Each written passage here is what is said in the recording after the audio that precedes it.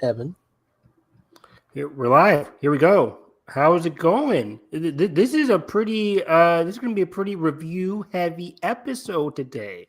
We're going to get down to the brass tacks, as the people say. We got it. Welcome to Derry. Crazy episode. Might be my favorite episode of the season. It's a really good episode. We say this, I think. I didn't say this about episode 2. I didn't like episode 2, was it? And then 3 had the Scooby-Doo chase at the end, which I was like, it's fine. Before had the Marge scene that I liked. I think I liked 4 a lot. I might go 5, 4, 1, 2, or 5, 4, 1, 3, 2. Random episode ranking. I don't know. Either way, I thought. What? 5 times fast, say that. I'm good. I forgot what I just said already. But these last 2 episodes have been my favorite, so we'll break that down. But yeah, I'm feeling pretty good, pretty good today. For good? Oh, I didn't mean to do that, but yes, I'm pretty good about Wicked for Good. I just got out of seeing that in IMAX, baby. How'd you see it? Dolby, IMAX, regular? Yeah, Dolby, and I'll be catching it again. My sister for my birthday in Dolby, and then I gotta find the time for IMAX. Nice. So are we talking about Wicked for Good or Wicked for Worse? I don't know. Better than Wizard of Oz? We'll have to wait and see. Perhaps not. This is not a knock against For Good, but I think maybe I am a little. I don't think I'm harsh on the Wizard of Oz. I like the Wizard of Oz. This is revisionist history by Josh in his agenda. I am the alphabet in his story. Yeah, Nathan's like the Wicked Witch of the East, getting sidelined. Josh has no real power. I saw it was like 4 a.m. last night. I saw this compilation of what's her fucking name? Madame Morabelle. What's the actress name? Michelle Yeoh. Wow. I saw Michelle Yeoh talking about the Madame Morabelle but Wicked Witch, like 2 M's, 2 W's. It's this funny clip of her just saying it constantly, just like Lady Gaga was saying, like there's 99 people in the room and then 1 person, and it's Bradley Cooper. It was a very funny meme. So if you haven't seen it, it's hilarious. But I wish I tweeted it out. But anyways, so we're talking about it. Welcome to Derry, Wicked for Good, and Nathan might have found some Marvel shit to talk about. There's always something to talk about, right? There's always something. There's always something. So if not, then I guess there isn't anything to talk about. But yeah, I have all this week off because of Thanksgiving break, so I'm always on a good mood. So that is good for me. But there's just a lot of movies to catch up on. I saw, what was this weekend? I saw oh, you know what? Yeah, what? I got to see Now You See Me 3. Now You See Me 3. Oh, you did? Nice. What'd you think? This is the best one. I agree, right? Yeah. Like so easily. Yeah. Go on. What was your favorite part? Who could say? It sounds like I haven't seen it. I mean, like, yeah, just quick non-spoiler thoughts, I just really love the natural chemistry of all of them, including the new cast. I enjoy the new cast heavily. Like, I think this was a well-integrated pairing. I think the way they brought back every original character one by one, like all of them, like even Liz Kaplan, I was like, oh great. It was funny, I was watching, and as soon as they went to Paris, I was like, okay, so she'll be back, because they said like offhand she moved to Paris. It's like, okay. So as soon as she like hobbles in as the old witch looking lady, I'm like, this gotta be and like her shtick is just like her limbs break. Like that is just canonically a thing now. But wasn't she much better, Lizzie Kaplan? Wasn't she much better in this movie than her own debut in part 2? Yeah. I think everybody has like a great stride in this one. because part two, we were just like, man, she's doing the annoying shtick and the like. I think Dave Franco is hot shtick, and it didn't really work. Now this time around, she has just more of like she brings more like natural levity to the movie. She's more naturally comedic instead of the second one. It felt a little bit forced at times. I still don't vibe with like her romance with Dave. It's not the best. Like they're okay together. I'm not really like fan fiction about these two. They're not my favorite couple on screen, whatever. But I feel like they had a more solid dynamic in this one. It again felt more natural, and the magic in this one wasn't exactly like super over the top. Like we make fun of like this being like the superhero magicians, and it gets crazy stuff like that. But like I feel like most of it was still basically explained. Like there wasn't any falling back into a puddle of water that was never explained.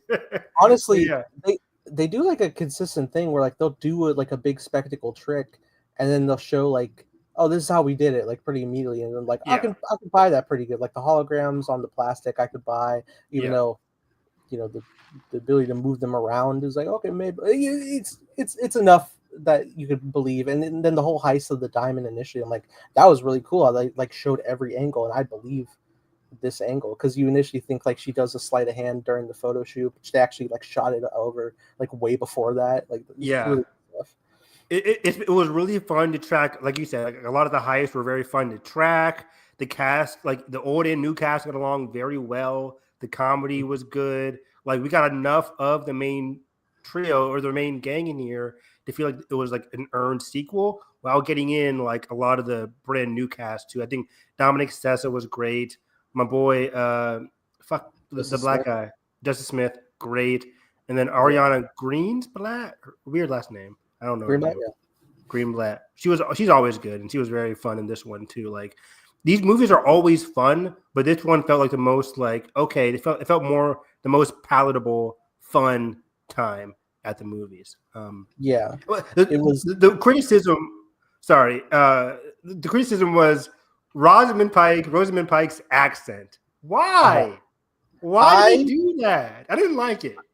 I remembered what you said that last time. I remember that the exact moment she started speaking, and I'll be honest, it didn't bother me much. I believe the accent. It sounded like she was Australian to me.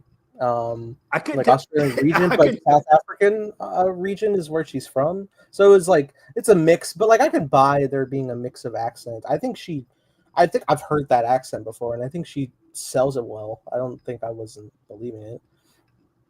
Maybe I just hadn't heard that as that accent. It felt like it kept dipping in and out. I was like, I don't know what you're trying to accomplish here. But for the most part, it sounded like South African-ish. But then, it went back and forth. I was like, is she German now? I don't know. I think the biggest moments of like, okay, how the hell is when they're all doing like the show off magic tricks. So like, oh, that's pretty good, but you got to remember to do this. And they're doing all the things in that big mansion, all the way to a point where Isla Fisher like does a full dress change, and I'm like, that was sudden, and frankly, that's not a practical wear right now. But, I agree. But the magic's going off. It's a lot of fun. It's crazy to think like that the younger group were setting up their own trick along the way of the Horseman's tricks, and fun surprise cameo from Mark Ruffalo at the end. I don't know if we're doing hologram tech, but I'm like, okay, hey, at least he's cool. He's here. Yeah, I caught it at the beginning. I was like, we can't have a movie without Mark Ruffalo, because they said like he died or something. I forget at the beginning. I think he went to jail. Oh yeah, he went to prison. Like it felt very much like Mission Impossible Ghost Protocol, where at the beginning they're like Ethan Hunt went to a Siberian prison because something went wrong at his previous mission, and he's been stuck there. And then at the beginning of the movie, they got to let him escape. But it was all part of Ethan's plan. And then in this one, I'm like, okay, him going to prison just doesn't make sense. This must be part of some kind of larger plan that we don't know about. It never gets fully talked about. But yeah, I was glad to see Mark Ruffalo back at the end. Kind of, immediately teasing a fourth movie, which I'm totally here for. And they recently came out and said like this is a refresh or something of or no, not refresh, but like the fourth movie is going to be like a reset. They said something along those lines. Okay. Well, I definitely like deep like potential that this whole new wave is bringing, because I think they're really hitting like the best stride they've had. I was a little taken aback that they kill off. Spoilers. They kill off Morgan Freeman, his character, and then like Atlas is having a very emotional moment with him, but like we've never seen them have a connection in the 9-year span that it's been. So I was like, okay. Yeah, I agree, because like that was a bummer. Did he actually die, or was that a fake? Right? Did he actually die in the movie? I forgot if he came back at the end of the movie or something. I think he actually did die. No, we don't see him come back. I thought maybe they might do a thing, but they ended up being Mark Ruffalo. Okay, yeah, okay, but yeah, because like at the end of the second movie, he only tells Mark Ruffalo about him being like a secret rival to Mark Ruffalo's father. Yeah. And it was revealed for Ruffalo's character. The Horsemen, they see him at the end. They're like, oh, okay, like whatever. But like, we never had any kind of connection. We jump into this movie and he's just like running things now for the Horsemen. And I'm just like, supposed to believe it? Okay, cool. Everybody's like happy to see him. Isla Fisher runs up and hugs him, and it's like, we never had this camaraderie. Any of it. He was exposing you for the first movie, and then the second one retroactively made it that like, oh, he's actually like a father figure to our boy Mark Ruffalo, and now I guess in that 9-year time they've shared this. I need a tie-in comic or something. This is crazy. It made even less sense, because in the time between 2 and 3, they say how they were like separate from each other. They didn't really interact that much. So it's like, what's going? If y'all didn't really interact that much, how come when you next see him, you're like, oh, we love you, Morgan Freeman's character that was against us for most of our screen time? It just felt weird. But overall, very fun movie for the most part, and I really liked it. The heists were great, the sets were great, the magic was great, the chemistry was amazing, the jokes were good. So yeah, I'm down for a fourth one. I think at this point, the new cast can, like, I tweeted this out, like the new cast can anchor this. I don't need to see Jesse Eisenberg and the crew for a fourth time, but I'm cool with whatever they do. Sure. I think my favorite set piece though was when they were trying to escape the glass box that was flooding with sand, and they had to like really like think outside the box literally of how to break out. I thought that was a lot of fun. Me too. I think the glass box set and the just everything that happened inside of that big chateau was really cool. Yeah.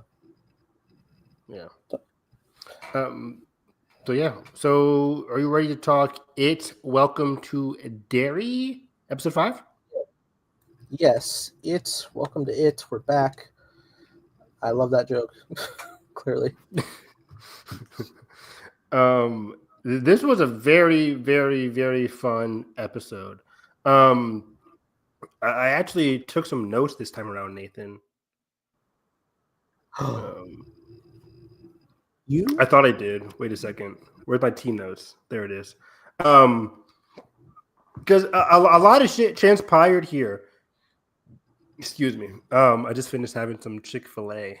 But okay.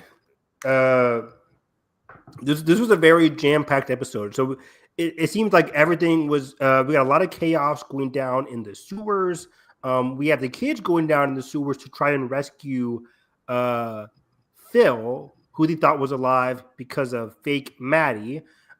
We had the military going into the sewers because, as we learned last week through the interrogation of Daniel, the military wants to squeeze the net on Pennywise. They're looking for the other pillars, 13 of which are around Derry, but they're connected through this sewer line. So the military's going down there, the kids are going down there. On the other hand, we have Rose trying to dig up more information and trying to save Daniel. And lastly, we have Hank. I forget, is that Grogan? Yeah, Hank Grogan who is getting sent to Shawshank. Something happens on the bus. He winds up at the end of the episode with Ingrid, Lily's best and only friend at the rehab center place that she went to. This was a crazy episode. Amongst all the crazy twists, I think the Ingrid and Hank twist at the end really snuck up on me because I wasn't even thinking about it. I remember last week I was just like, man, why'd you have to go with why'd she have to get along with the white woman? That's very dangerous at this time. Very bad decision, Hank. I wasn't even thinking about it when Hank even got into her car. I'm like, oh, wow. Like, he's really trying to get the hell out of here. I had no idea that her and him had a relationship. I thought it was a very nice surprise. But also, this was our return of Bill Skarsgård as Pennywise. And I think his quote-unquote betrayal of the team there, twist to the kids when they revealed that he was not Maddie, was phenomenal. It was a phenomenal, scare-inducing, tension-mounting scene. Bill Skarsgård just owns this role so well. The singing, the creepiness, it was incredible. So I had a blast this episode, man. I loved it. What were your favorite parts about this episode before we break it down? Yeah, man, I echo a lot of sentiments. I am so happy to see Bill Skarsgård back in the role about like 6 years since he had played it. I'm sure it probably reached a point after the second movie. It was like, well, that's that. That was the book. Like, what more can you do? So the fact that he's able to play it and not just return, but it feels like he never left. Like, he just is so good at this eerie, creepy performance that Pennywise is, and the facial expression, the giddiness of bringing the fear out of the children. He does it like no other. And the physicality, of course, is such a big part of it as well. So it's such a blast. You get so many different types of creatures that Pennywise can turn into, and it's like, okay, yeah, sure. And some are eerie, some are creepy, some are really, really disgusting imagery, like the slug eyes and things like that. But then to like physically see the icon himself, Pennywise, it hits way different. It's so good, and continuously, I'm still very much so captivated watching Halloran, his journey. This felt very tapping into the aspect of lore from The Shining in terms of Halloran's mind, and Pennywise tapping into that side of it, which I thought was a very cool bridge of King's stories. I forgot to mention that up top. What's up, Sonia? Hello. She's on it. Maybe, do you have the bell rung? Do you have our bell rung? That'd be amazing. Like and subscribe, ring the bell. The bell has been rung. But I didn't mention the bill comes. The bill never came due. Yes. Not that version. We haven't seen that version in 10 years. That's crazy. But let's talk about Halloran first, because I have questions, motherfucker. Halloran, episode 5. Mostly what we get from Halloran this episode, he helps lead the military into the sewers. He's kind of like their guide. By the way, small nitpick, but not really a nitpick, but like, why is it so easy for these guys to get split up, Nathan? The only time it made sense was when Halloran literally went to the water and did not come back out. If I was the two other guys, I'd be like, he went into the water and I have no idea where the fuck he went. But for people to just keep on moving, I'm like, this makes no sense. Like, I'm doing step by step. I'm looking back constantly. Hey, guys, we're all still together, right? We're all still together, right? Nothing's going crazy, right? Like, the fact that we got multiple times, people be like what happened with Hanlon, Will's dad? Him and Phil got like separated. I'm like, how? There's no way we're getting separated, dog. Like, this is life and death, and we're getting separated. And what made it so dangerous is, like, at the beginning of the episode, they're like, shoot anything that moves. So I figured that like they'd be shooting each other. I figured they'd be like a military person would run around the corner, and then somebody else was like they can easily just shoot each other because they don't know what they're really seeing. But I think they were specifically saying like anything that logically wouldn't be down there, take it out, because is a great setup, because later in the episode it's like, yeah, why would my son be here in these sewers when he's on base? That was incredible. That was a great sequence there. But also very upsetting at the same time. I'm like, wow. So we'll get into all of that. But yeah, like I said, I wanted to get into the Halloran stuff here. Maybe you might know more than me. Halloran, this episode, as I said, he is kind of like their leader into the sewers. He falls into the water, never comes out.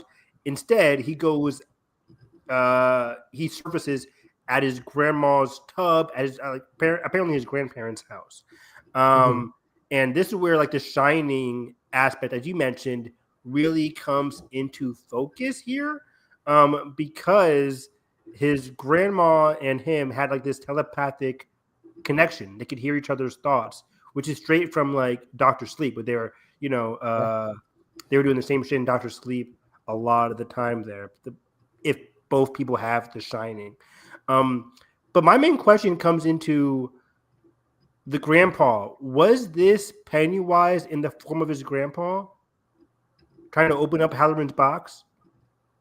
Yeah, so effectively, I think Pennywise has infiltrated a memory of the grandfather, but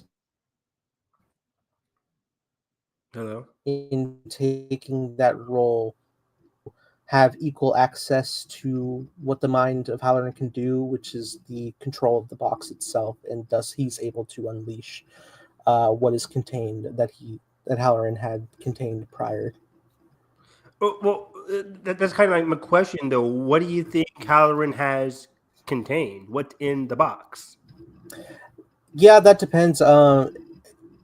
It's the best I have to infer is going off of stuff like The Shining and Doctor Sleep, which it's been a minute since I've watched the two, but I do remember that per the bookend stuff for Doctor Sleep is that Danny is still seeing entities from the Overlook haunting him, and he gets that instilled encouragement, I think, from Halloran himself, of teaching him of like, isolating them and containing them in boxes and stuff. So like that's what Danny ends up doing for himself. Like that old lady in the tub, that big scare from The Shining, is constantly appearing in his bathroom, and he decides one day he just walks in, face the fear, locks it away, because he's able to overcome it. And I think that's what Halloran has done too. Whatever horrors that are plaguing him, he's contained in this box, but now Pennywise has opened it, and it's messing with his brain.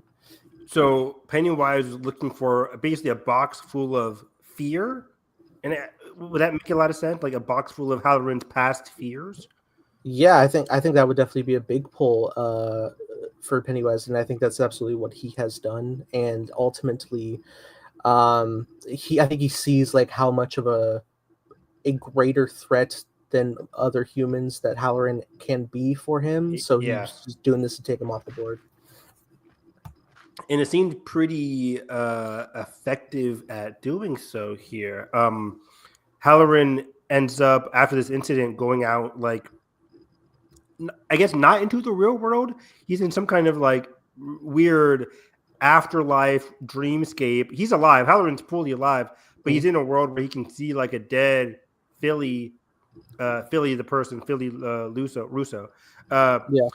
walking around here. So I wonder where he actually ended up. I think he is in our real world. I think like those with The Shining do have the ability to see the deceased, at least the recent for sure. Okay. So I think him just seeing Russo was just making him aware that we lost somebody down there. Okay, gotcha. Thank you for that. I thought he ended up somewhere else, because it didn't look natural, but maybe that was just because of what Halloran just went through. So yeah, this was very interesting. Just I love like the slow dread of Pennywise, like opening up the key, like what's going on here, shooting his grandma in the leg. I was like, did that really happen? Did that not really happen? Like that was just like startling. That was crazy. And then the episode ends with the blood on the floor. At least in that shot, you see the blood on the floor, and you see the chest, the box wide open. And I put in my notes, I was like, before you told me about the whole fear stuff, I put in my notes that like this could be Halloran. It looked like dead lights. Like it had the same light coloring as like Pennywise when he opens up his mouth and you get like that orange like supernova-esque like lighting. That's kind of what it looked like for me, but I guess they're two completely different things.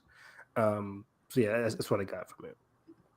Okay, yeah, I mean that's interesting inference for sure. I think it ultimately will be a different thing, just because Pennywise, the deadlights are the essence of his spirit and his soul, and that's already like out and about. So I don't think it's another like Eldritch horror that's within this box, Yeah. but also anything could be in this box too. We'll see how it ends up playing. I know well, we got 3 episodes left, and we got a lot building up, because there are building up up to the incident that's going to happen with the black spot, because the indigenous people of Derry are having a meeting they're realizing that they're nearing the end of Pennywise's cycle, and there's always a big disaster that happens right before he hibernates again, and I believe that event is what's going to be culminating, especially with the fact that event is so built off of the racial tension in Derry, and which is just reaching such a peak with the accused murder right now. Yeah, I fully agree. I put that in my notes too. I was like, I didn't put it in my notes, but I put it in my tweet, my Twitter shit. After the episode, I was like, it seems like the combination of Hank and Hanlon wife's Charlotte. Yeah, Hank and Charlotte's storyline about him, the racial tensions, him getting with Ingrid. That's going to escalate. And I put in my notes specifically, they mentioned during this Native American tribal meeting, every 27 years there is like an augury, they said. Augury referring to like a big event when people are more aggressive. They all noted how like people in Derry are getting more and more aggressive. Children are missing, right? Like the whole theater incident. So we had the theater incident. People are missing. People are getting more aggressive. The racial tensions are escalating. So yeah, like you said, the whole black spot, fucking Sinners-esque shit is going to go down here, where people are going to be crazy or going crazy, dancing, having a good time. The black people are. And then like the white people, you see in the trailer, the previews, like people wearing masks and shit. I keep forgetting that like this is only 3 episodes. 3 episodes left, I mean. So shit is going to be escalating tremendously so. But yeah, once again, what we can infer here is that the racial tension is going to mount, and it's going to be focused on what Hank is doing with Ingrid. Somehow that's got to get out, right? I don't assume they can live up happily ever after. Oh, did I freeze? I'm back. I don't think they can get off happily ever after. So I think shit's going to go down there. I just hope Charlotte gets out unscathed. I don't want her getting in the crossfire at all there. But yeah, the Native American people mentioned like every 27 years, shit goes down. And once again, that eventually is going to happen. But yeah, man, I just overall, again, I just really liked that whole Halloran sequence. He's been my favorite character. It was really cool. Also, the opening scene of this episode where he's like, "We got him." Like he just, it was so good. It was so good. Despite how like terrible I felt for Daniel, it was also just another good delivery from Halloran, because Daniel really went through it, and I felt bad when he was talking to his grandma Rose or his Aunt Rose, when he was like, "They got into my head. I'm so sorry. Like I didn't know what went down." But sticking with this storyline here, I like what Rose got into this week. And specifically, we don't get much of Rose this episode. She's at the Native American meeting where they mention the augury. But she also unveils that she has a shard from the crash site that got passed down from generation to generation. And she has a big-ass crystal. And unfortunately, Daniel drops the ball. So this was wild to me. Daniel, I guess, all along wanted to escape down in the sewers. I get it. But you're so like quick to leave that you should have had that shit in your grasp, in your hand, not like, oh shit, where's it at? Like that should have never happened. Because what if the military grabbed it and took charge of it? That'd have been wild. I initially thought while the guy was shooting at him that like his bag got nicked or something, and that's how it slipped out. But then on rewatch, I was like, oh no, it just slipped out.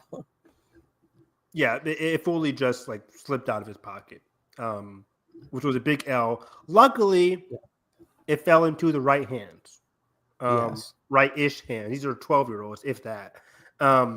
Saved her life. Saved her life. Yeah. Oh, Nathan. We'll talk about it. I was like, why is Lily getting hoed again? Stop it. Just stop playing my girl Lily. Stop it. God gives his toughest soldier strong. Right. So yeah, but also specifically about Rose, one last question I had with her character is she's having a meeting earlier in the episode during the when she's in jail, she's visiting him. He apologizes to her. He says, I told him everything. But Rose says, or Daniel says, I told him about the sewers, about the mansion, everything like that. But he also says, but they don't know about blank. And Rose says, like, we know more about something than what the military knows. Like there's something Rose and him know that the military doesn't know. And I'm curious to see what that is. I don't think they were referring to the crystal because Homeboy knows about the crystal already. So I wonder what it was, because they made a point of it of Rose and Daniel like pausing. They didn't say exactly it. They kind of made like a pronoun game of it, but they mentioned like they might know something more than what the military knows. I could be overthinking it. It could just be as simple as like it's literally impossible to cage in Pennywise. It's never going to happen. It could just be as simple as like they don't realize how strong Pennywise is. But I did take a note of it because it could be something that pops up later on. Because Rose has to save the day. She has to get this military shit canceled out somehow. This has to stop. But yeah, that's it for Rose. Unless you had something else to say about her character.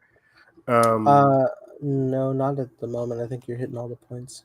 But what do you think about going to the kids now? We start off the episode with Marge and Lily. Marge is good now. Wicked for good.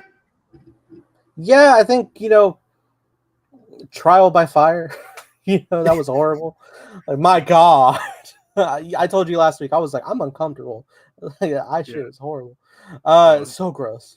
God damn it. A lot of people were we may be on the same wave. I don't know if we are, but I heard a thing that initially someone was like, Pennywise honestly went really easy on the kids of the movies because he has no chill in this, and then somebody suggested perhaps Pennywise gets wounded in some way in this, and that's why he's not as aggressive comparatively in the movies. Maybe he gets damaged by the shard piece. Who knows?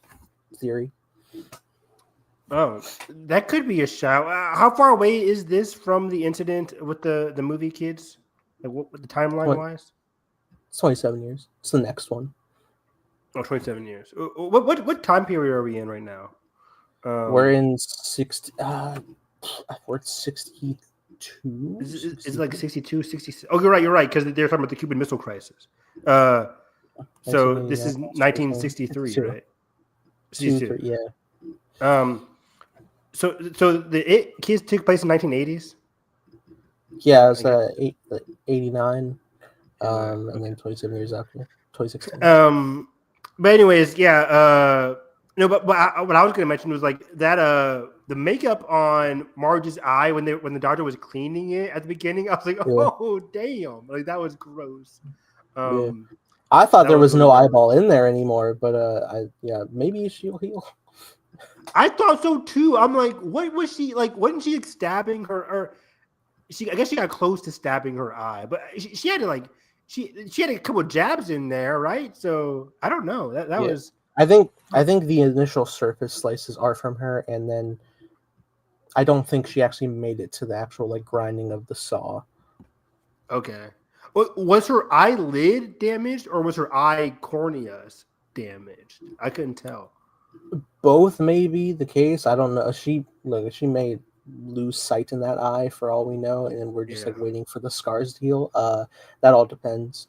You know me, Evan. I'm scared of pre-millennial technology in the hospital. Pre-millennial technology. That's pretty good. Pre-millennium, yeah. I'm just like, oh man, anything before the year 2000 sounds sketchy as hell to me. Yeah, people are always like, "What time period do you want to go back to?" You know, like the Romans and the gladiators. Like, no, because if I get stabbed, there's no medicine to help me. Like, I'm screwed. Like, you just got to take My the L. my one advantage is I think my body is like prepared for like your average illness, whereas anybody else is like I've beaten fevers, but I'm sure somebody back then who has had not even a hint of aspirin will succumb to shit. So that was funny. But yeah, I tweeted out the same thing. I was like, it sucks that Marge had to go through, as you said, the trial by fire. That she had to get her whole right eye cut, brutally well, cut, for her to fully like turn around and be one with the in kids. Yeah. in fairness, I do believe Marge was going to get there, and she literally was about to start that journey. But then Pennywise was like, "Actually, I'm a fuck around and ruin your life with no pretense." This is the first encounter from the first encounter, and it's horrible. It is awful. Yeah, like, oh my god. Like, he was just playing with Will last episode, but damn, Marge gets the whole eye shit taken out. Yeah, it was not good for Marge, but I liked how instantly she said how I told the others you didn't do it. I told them that my glasses broke and shards got into my eye. Pretty solid excuse because her glasses did break during that ordeal. So it made a lot of sense. But yeah, she's like, when she talks with Ronnie later, Ronnie's like, I don't want a patty cake here. And she's like, I'm not with them anymore. Something along those lines, which is really good, which is really nice to see. And she even went down in the sewers with them. So she's locked in now. She's locked in. So that's good to see. Too many pills. Too many. Let's talk about that. They took a lot of pills. Why would you assume immediately like, yeah, let's take 3, 2 maybe, for extra strength? 3? You're so tiny. It's probably like fucking 50 milligram or something. These kids are like, oh yeah, my mom takes like 3 and she's fine. I'm like, yeah, because she's a grown adult. Who probably has an over reliance on them. So yeah. I was like, granted, your mom should not be taking 3, whatever those are, at a time. But it was still just very funny seeing that happen. Before we go into the reveal though, or the pills, which is actually let's focus on the pills.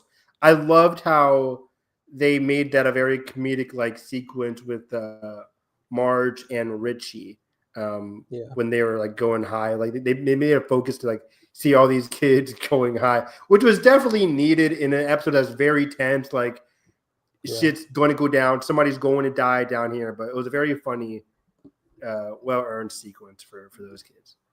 I loved it so much. They turn around, Lily's like, "Are you guys holding hands?" Yeah. No, yes, but it wasn't. I don't think it was like in a disgust way. She was just like, "Oh, what?" Yeah, like Lily, like the actress who plays Lily, she reminds me of the actress from Skeleton Crew, like the leader of the kids in that. Yeah. Where I feel like she's acting on another level. Everybody's really good in the show. Let me just say that. Yeah. But like, I think Lily and like the Skeleton Crew actress, like they're just like really, really good in their roles as main characters so far in this series. I'm really liking her. But yeah, her delivery, like, "Are you guys holding hands?" It was very funny. I loved it a lot. But I want to go back, Nathan. What were your thoughts on Maddie, quote unquote, being alive? Did you fall for it? I totally did. Yeah, well, okay. So initially, I'm skeptical because I'm like, this man is gray as hell. Yeah. Gone. Yeah, for sure. I think I was also like, is there always a tent up here? Like, how long has Maddie been up there? But yeah, I think I was skeptical at first, and if we didn't get a second scene, I think I would have remained skeptical, and that's even coming from me, who's Mr. Face Value every time. Uh, but then when they get to the second moment and they're like, either you're gonna take us down in the sewer or we're gonna drag you to the cops. Like I believe, like, oh no, he's back, he's real, and this is unfortunate. And then when we get to the point in the sewer where like all the bodies start to float up and he doesn't respond, I'm still not thinking it's Pennywise because I think he's just like already traumatized by it, and he's like, yeah, those are my dead friends and the world is awful. But then he starts singing and looping around. I'm like, wait, okay, it's over. Maybe he just likes to sing, Nathan. Maybe he's just like, American Idol up in this bitch. I don't know. The Voice. Yeah. Right. But I Regular thought wicked cast member. even when he went up even when he went up there, I thought he was I thought he got manipulated by Pennywise. I didn't even think he was Pennywise. I thought he was just getting manipulated by Pennywise until he started spinning. Once he started spinning, I'm like, oh, this fucker, wow. Well then like jaws start appearing on the back of his head, like opening and closing. I'm like, Jesus. Oh yeah. Yeah, that was gnarly too. So yeah, it was a really good reveal. I totally felt for it. Also, going back when you were talking initially, he said that like I'd rather go back in the sewers than ever go back home. You guys cannot tell the cops. It was like bold. And yeah, that was very bold. I'm like, what goes on at your house, dude? That kind of made me believe it because I'm like, oh, that's kind of like a personal thing, right? Because he was willing to leave Derry. He said, I'll leave again. Like, I'll escape again. Yeah, this is our first scene with him, so I buy it that there is a reason. Me too, 100%. I totally bought it. What else? And yeah, and then like you said, when Lily comes back and she gives him the ultimatum, like, yo, we're gonna go to the cops, or you're gonna help us lead us to Phil back in the sewers, which was a boss move from Lily. And the way that Maddie looked shook, I was like, okay, man, okay, it's actually him. I completely fell for it. Pennywise is just fucking with these kids. It is crazy. I love him. I love him. He's so crazy. He's so great.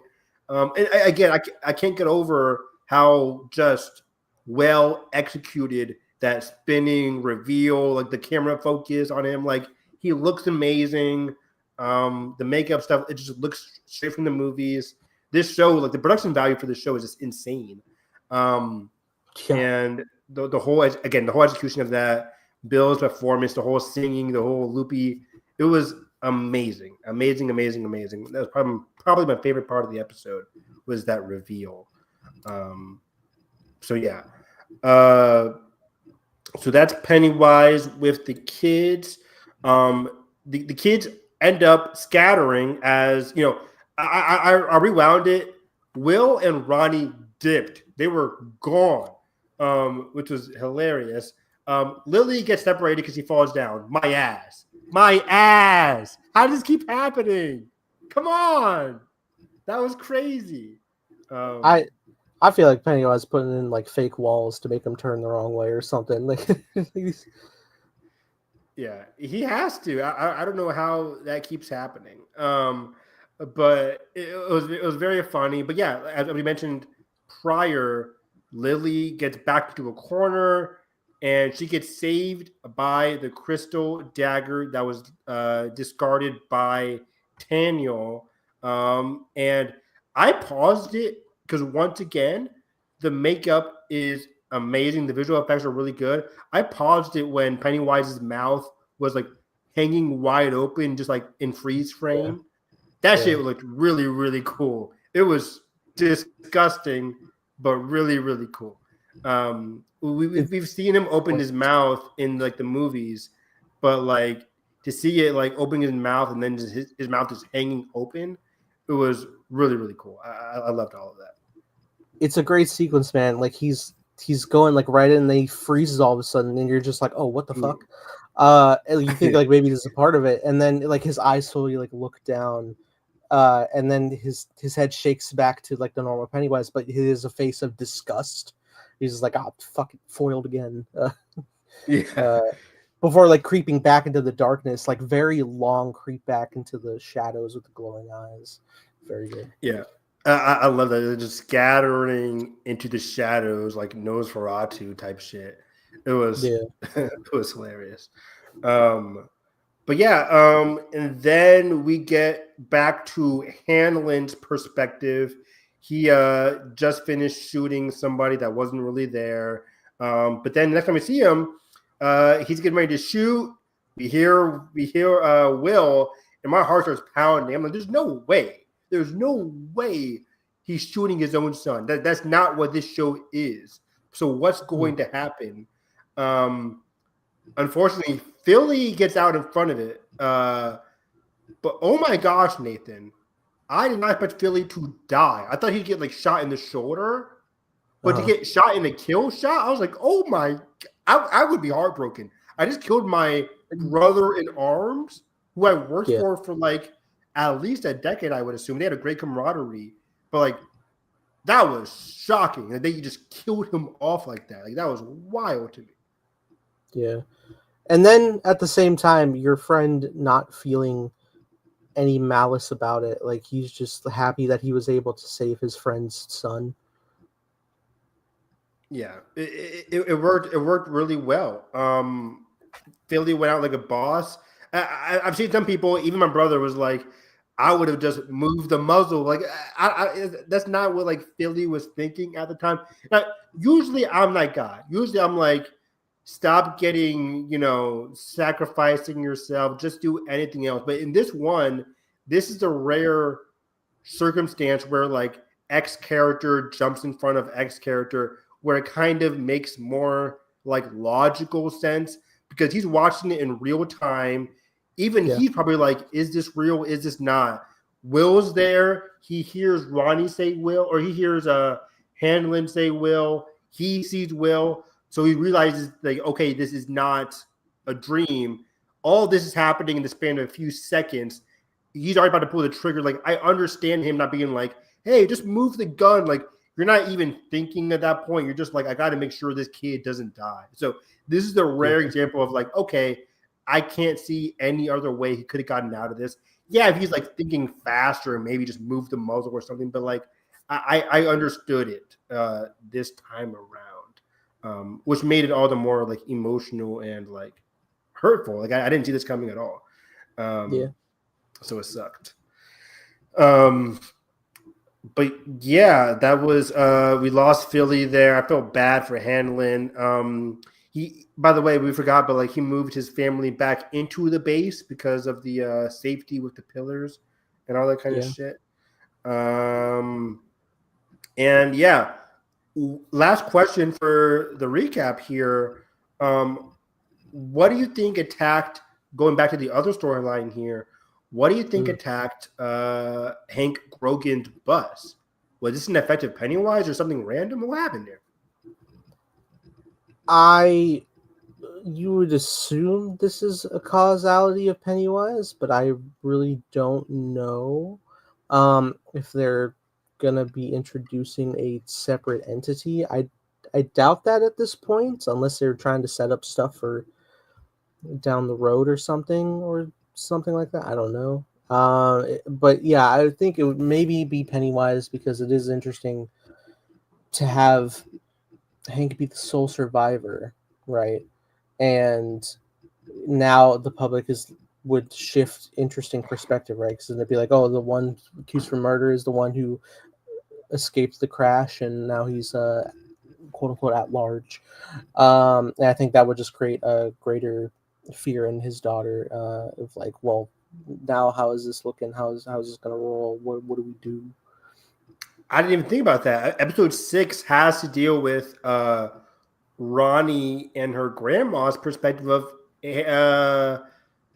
homeboy being out in the open, her father being out in the open. What's Ronnie? Ronnie was too busy getting chased by Pennywise to, even figure out that that's even a thing. So she's gonna be probably like, "What the fuck? My dad's alive and he's on the run. Did he go away? Is he in town? Like, what's going on here?" So that's crazy. Yeah, I wonder what her reaction is going to be. I'm surprised Will didn't get like grounded for life. Ain't no way. If I see my son down there, dog, and I shot somebody because of it, dog, like, yo, like, you are grounded for life. I am locking you, throwing away the key. Yeah, absolutely grounded. It's even with like the knowledge that both of them are aware of Pennywise, it's still like your being here got my best friend killed through my own actions. That is bad. Very, very bad. Yeah. That was just funny, shocking, crazy. I guess arguably like he's just not of that mindset. He's mourning, right? And with like the last words from his friend, just like make it count. It's like, well, God, it's all about saving the family. So let me just mourn the loss and try to stop this thing. Yeah, speaking of great point. Speaking of that, it seems like with this tragedy, for the final 3 episodes, Hanlon is really going to focus in on finding and completing this mission, no matter what. But before this, he was like, he's been going along with it, getting progressively more like serious and engaged with the mystery. Like, okay, I moved my family into base. I believe all this shit now. His best friend died now because of all the craziness that happened. He is fully locked in, I assume, going into this now. So it's gonna be interesting seeing in a brand new, not a brand new, but a more engaged and a more like serious Hanlon as we get into things here. But yeah, what are your predictions for what's going to happen with Ingrid and Hank? Are they both going to die? Like, what's going to happen here? I think presently, I really just thought of this on the spot, but I think the move is going to be hiding Hank at the black spot, and I think that's what's going to lead to the fire. Okay. Oh, so refresh me on the fire once again for like the 5th time. This fire is what happens, and everybody dies? What happens again? A group of racists go to burn it down, and Halloran uses his shining while aiding evacuating people and saving lives from the burning building. There are still casualties, but he's saving as many lives as he can from that event. That all goes down as the brief moment in the book, and is obviously happening here in his younger years before the events of The Shining.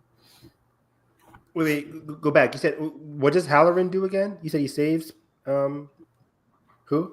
Yeah, he saves people from the fire as it's as the whole place is burning down, using his abilities. Got it. That's exciting. That seems like something that could definitely happen in that finale once Halloran deals with what he's dealing with. That'd be very interesting. It could go down next week. I'm 3 episodes left. I'm having a great time. I have no idea how the shit's going to end here. So okay, that's it for it. Welcome to Derry episode 5. Once again, I think this was my favorite episode of the season. I'm really liking the trajectory so far. So yeah. Now let's go into Wicked for Good. I know you made the background, motherfucker. There it is. Ooh. There it is. Looking great. Oh, wait a minute. Am I wicked? Am I Alphaba? You're just good? Is that because you're white and I'm black? Is that how it is now? Dynamically, the shapes of their cutouts flowed better in this layout than the original poster where they were on the opposite sides. Oh, okay. I'll take your word for it. This looks really cool, though. I like it. Okay. Wicked for Good. Nathan and I recently watched Wicked last Tuesday for our commentary. So go watch our commentary at the first Wicked.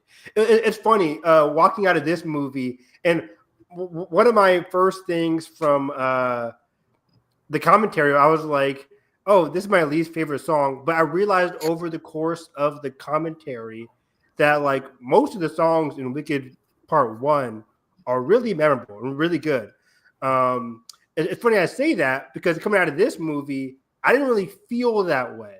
Granted, this is my first time watching this. And by the way, this is full spoilers for Wicked for Good. Full spoiler warning, spoiler alert. Everything we're going to say is a spoiler. Yeah, I didn't feel that memorable of a song, especially because, like, you know, Oscar brain up Evan over here, people are saying like "Girl in the Bubble" could get nominated because it's one of the only original songs. The Oscars can't nominate like, you know, For Good or Defying Gravity. But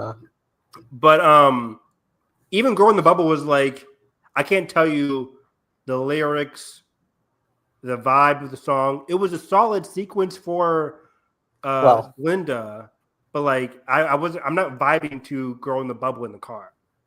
Let the record show the Oscar's going to Golden by hundreds. We all know this. Funny enough, Edgar and I, during the Oscar podcast last Friday, go check it out on Where Heartbreak Feels Good. I made an argument that, like, don't be surprised if what's it called? I Lied to You from Sinners, the one that he's playing during the iconic like timescape sequence in Sinners. Don't be surprised if that also wins because Sinners is a Best Picture nominee and the song sometimes goes to a movie that's nominated for Best Picture. Not all the time. And granted, Golden is the exception where like it's definitely not getting nominated for Best Picture, but it also has a Grammy or Grammy nominated at least. So that makes it even more appealing to people. So maybe Sinners gets score. I have Sinners getting score, even though the one battle score is fucking amazing too. It's a comedy of riches. It's a comedy of riches over here. But again, yeah, I just didn't feel that way for Wicked for Good's songs for the most part. What I do remember are two instances. I was like, okay, damn, this is pretty good.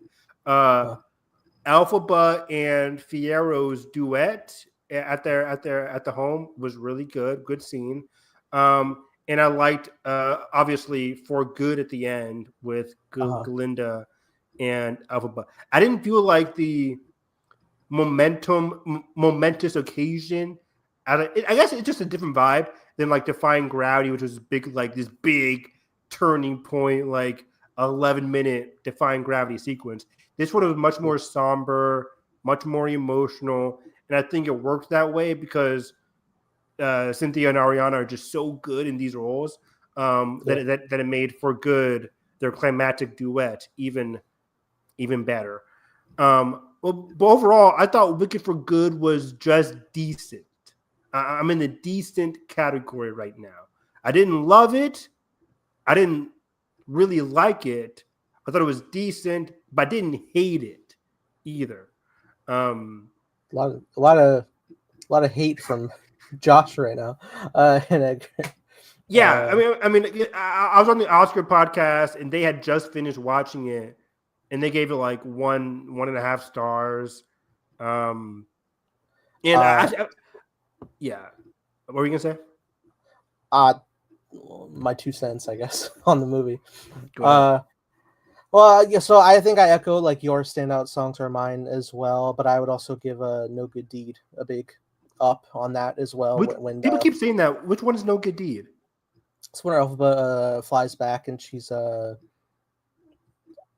casting spells. I think that's what she ultimately decides she's not. I know, but I think that's when she's ultimately deciding like she's not able to get across her goodness intention, so she's gonna fall into that role that everyone's painting her as, and no good deed goes unpunished. The lyrics go and all that. Very good. It was big in the trailer. Her motif of that, which I was waiting for a lot for the film. I was like, I know that's gonna go hard, and it really does when she's singing the spell words. It's so good. Yeah, that part. I say I need to rewatch that, but I don't know if I'm going to be able to see this in theaters again. But like, I was just like so confused because she's going through the book trying to save Fiyero, but just ends up turning him into a scarecrow. That is I was the just secret. so confused about like what's going on here. I'm like, are you trying Mm-hmm. to save him, or are you like turning him into a scarecrow? I I was all over the place. I couldn't envelop myself in the lyrics of the song because I was so confused by the narrative.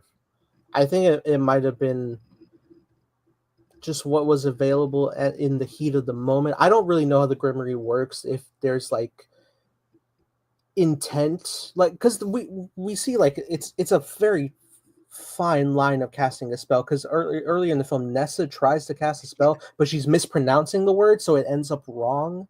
So in those instances I think it's the delivery of like from your inner self of how your intent is emotionally, I guess, is how the outcome of the spell turns. Yeah, it's just like, can we talk about this? We're two Sure. movies in a row now. Alpha, whenever she opens up that Grimoire, nothing good happens. Like, it's like I'm trying to see the scorecard here, but it's not good here. One of the more baffling parts about this movie is like the you mentioned it, the Nessa Rose scenes really threw me for a loop because she goes to Nessa Rose, she sees a book open, she turns her head, immediately jumps over to the book, starts like screaming out words. All of a sudden, Nessa Rose starts playing. I was like, Nessa is wild in this because she gets up in arms and then she does this stuff and turns around and is like, "You did this." Right? I'm so confused. And She then has big spiral. I think her dad might have infected her brain. Also, the movie kicks off with like a flyer where their father died of a heart attack from the last movie, so we got our wish. yeah. But people Yeah. told me that like I have one friend who like really loves Wicked, and she told me that like Nessa has like had at least like more, not more death. Like she's obviously going to be an unlikable character. That's just how she is written. But like but that she had like more depth or something, because like that scene really stuck out to me like an example of like bad editing in this movie. Because like in that whole encounter, I get Alphabet wants to come down there and explain like, hey, help me out, basically. But then like they're just talking. Alphabet turns her head and then just sees the book open. She runs over to it, starts seeing random words, and then Nessa starts flying in the air. She can actually use her red shoes now or whatever. I think in the play, it's like it happens more naturally, where like she just gives her red shoes instead of her just like doing a spell and then she just somehow has red shoes. Because then everything just starts going like chaotically one after the other. Nessa Rose starts seeing some stuff about the Scarecrow heart scenes. Overall, by the way, I think a lot of the Wizard of Oz tie-ins, even though this isn't related to Wizard of Oz at all. This is a different retelling, a different vibe. But like all of those like trying to connect to Wizard of Oz just didn't work for me in this movie. Like I wasn't like that invigorated or engaged with whenever these scenes happen. It felt more. I didn't feel any emotion during the Tin Man transformation sequence. I was just more like, this is fucked. This is weird.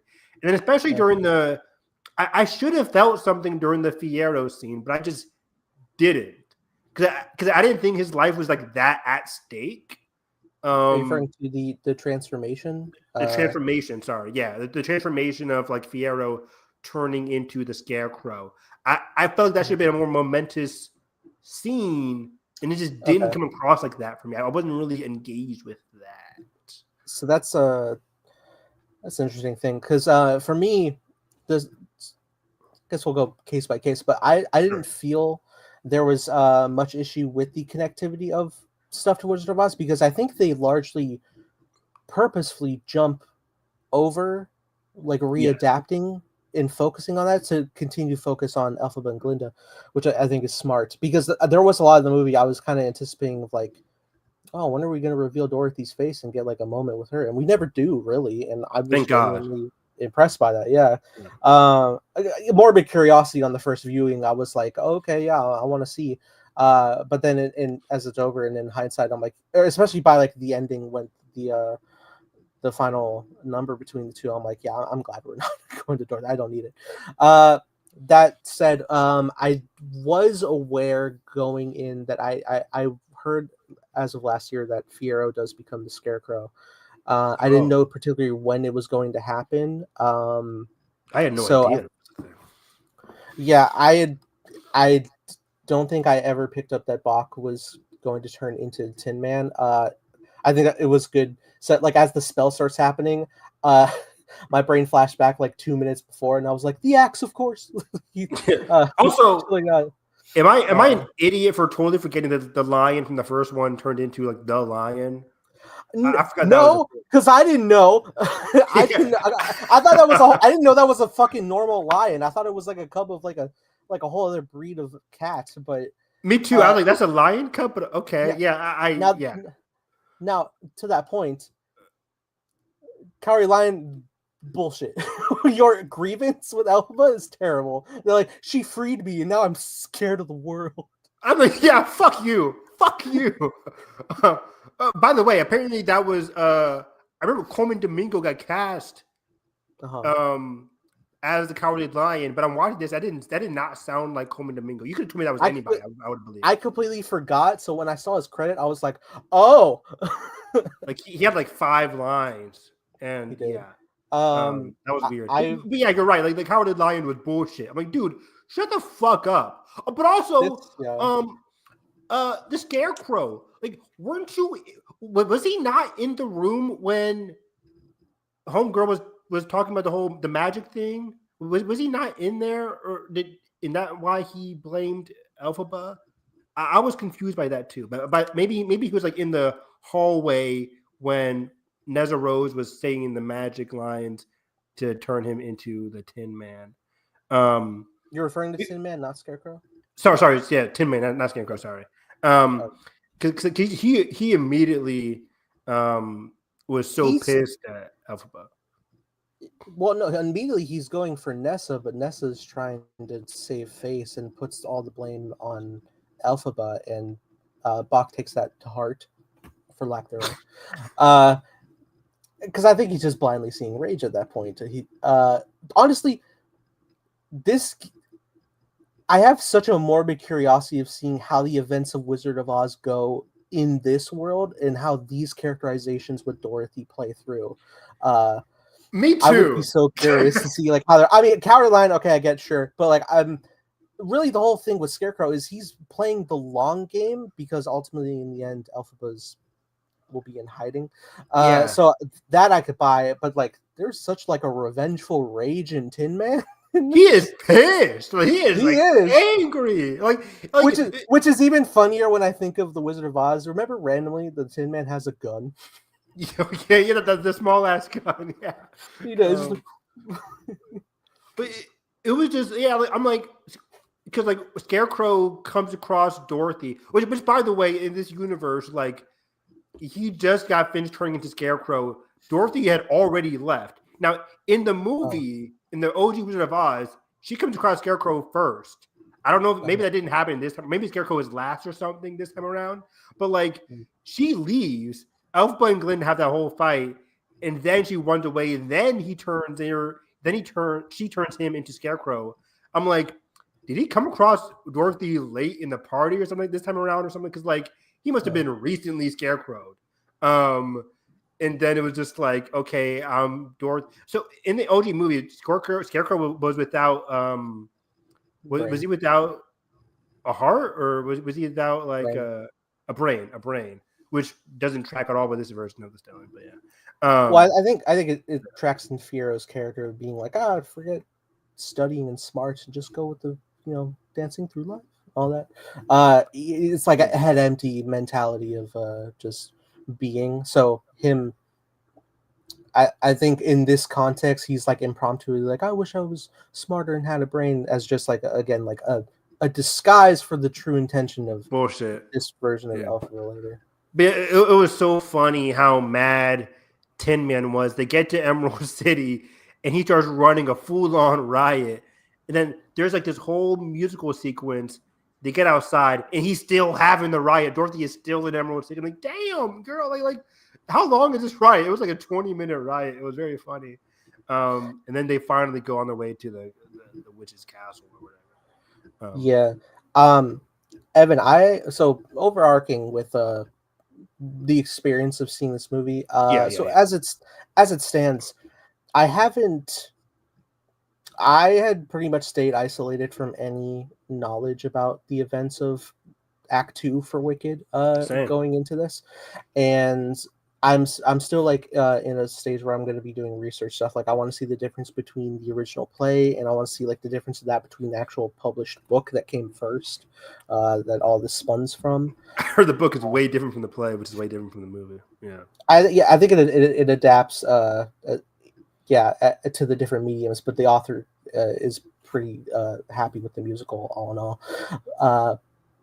But yeah, going in, it was a whole different experience because I watched the first Wicked, and I'm, despite seeing the framework of Alphabet to the Wicked Witch, it ends so powerfully with the event of Defying Gravity that like it feels just so like, oh my god, what an experience I've just gone through. And Wicked for Good felt like such a gigantic, sad tragedy that it was a lot less fun, which I think is that is like how the story goes, and that is intentional, of course. It's just I was so taken aback that there's a lot of like sad endings for a lot of these instances. Glinda has to permanently say goodbye and believe Elphaba to be dead in this world. Elphaba and Fiero, even though they get to be together, Fiero's now a scarecrow person. They can accept their differences, but they still have to live isolated across like the desert land. They do address that Oz is Elphaba's father, but now Elphaba doesn't get that recognition of who her actual father is, and Oz believes that that he indirectly killed his daughter and self-exiled. It is a very sad concluding chapter, this entire story, which it compels me. Yeah, I was interested by that exact thematic switch as well. I came in knowing this was going to be like a darker kind of film, but Alphaba basically losing, right? And that kind of goes into your no good deed scenario there. It's like the whole movie it's a double edge, right? It's like I mean, she gets her happy ever after for sure. But she gets her happy ever after, and she gets what she was fighting for, which is the reinstituting of animals into society, which is great, but it's all at the cost of her own self-image. Exactly. Like I was shocked by the end of this movie, and I guess it kind of, I don't know. I guess because the play is shorter, the switch works. But I was just kind of shocked by like in a 2 hour and 15-minute movie by like hour 45, she's like, okay, none of it works. I'm evil. I got to play the evil part. It was a very sad switch that she just has to like requiesce that she's just like, okay, I just have to go become who they think of me as. Like the whole movie, she's trying to fight this image, trying to do good, coming up like blanks everywhere. And then she basically has to be like, okay, I have to basically kill myself in order for peace to happen, which is pretty crazy. I was like, is she gonna kill herself here? But then when the bucket thing happened, I'm like, oh, maybe she slipped out or did something. Like I was for sure she was gonna live there. I had always, even like from part one, my whole, and that's the thing, right? That's the interesting hook of like the story of Wicked, is that you start off with the death of the Wicked Witch, and then you go back to tell like who she really was. And so my whole initial thought process going through these is I'm thinking, okay, well there must be like a spell or something to reverse and like resurrect Elphaba. But then we go for a bit where I'm like, is she really gone? Like that hurt. And that's going to be a testament to rewatch when I'm watching the scene where they say goodbye and they're separated by the door, which is already such a strong scene. But now when I'm going to be watching in the context that they truly are never going to see each other again, and one of them genuinely believes that the other is dead, it is going to tear my soul apart even more. Yeah, that is very emotional scene. That's probably the one scene that stuck with me.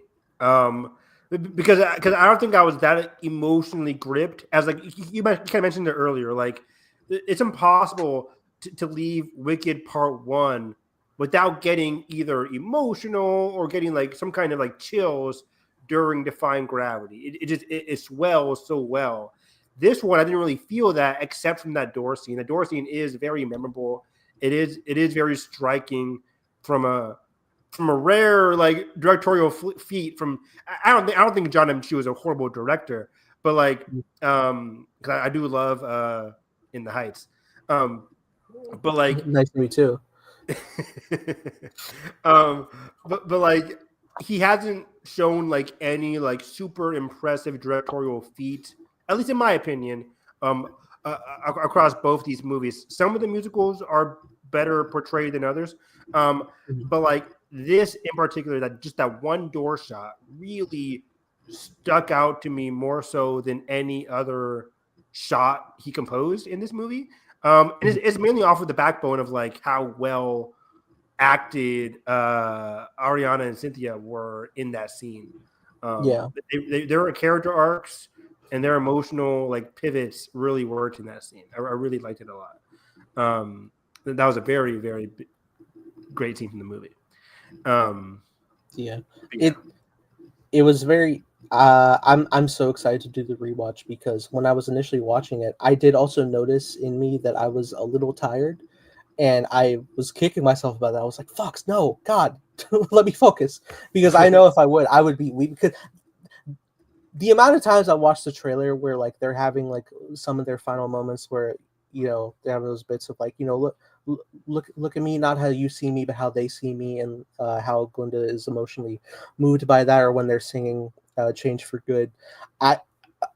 I get teary eyed during just the trailers, the marketing of that I'm just like, oh my God, this is gonna hit so hard, and my fucking tiredness was getting me while I was watching, even though I was moved by it. So I know with the fresh eyes I'm gonna have Wednesday when I go again and watching it, I'm going to be a mess when I see that.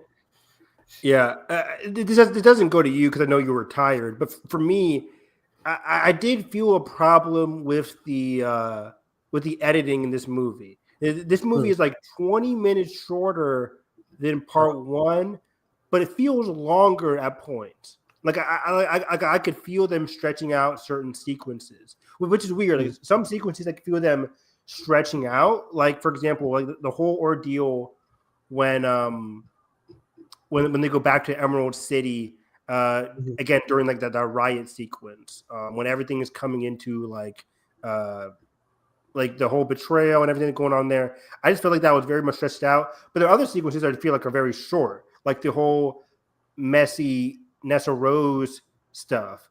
It plays it for comedy, which was confusing for me. Like she gets slammed by a house, and granted, I know this character is supposed to be unlikable, but she gets slammed by a house. That was Glinda's or Elphaba's sister. Glinda has more of a teary reaction than Elphaba does. Like Glinda, the camera zooms in on her saying, I'm sorry this happened to you. By the way, you can't apologize while giving Dorothy her shoes. That's fucked up. And then that's wild. For you to say like, I had to give them something. That's wild. Okay, wow. But then Elphaba gets there. She's like, I need a moment. Count to 2. Glinda's like, well, okay. And they start like riffing each other. And I'm like, can the movie take a moment to get beat? Like somebody just lost her sister. And what made it worse that they just played it for comedy because she's in this tornado storm. She looks up and then just like splat. And I'm just like, wow, okay. Like I didn't feel like the impact of these scenes at all. I was just like, okay, I guess we're just moving on to the next thing.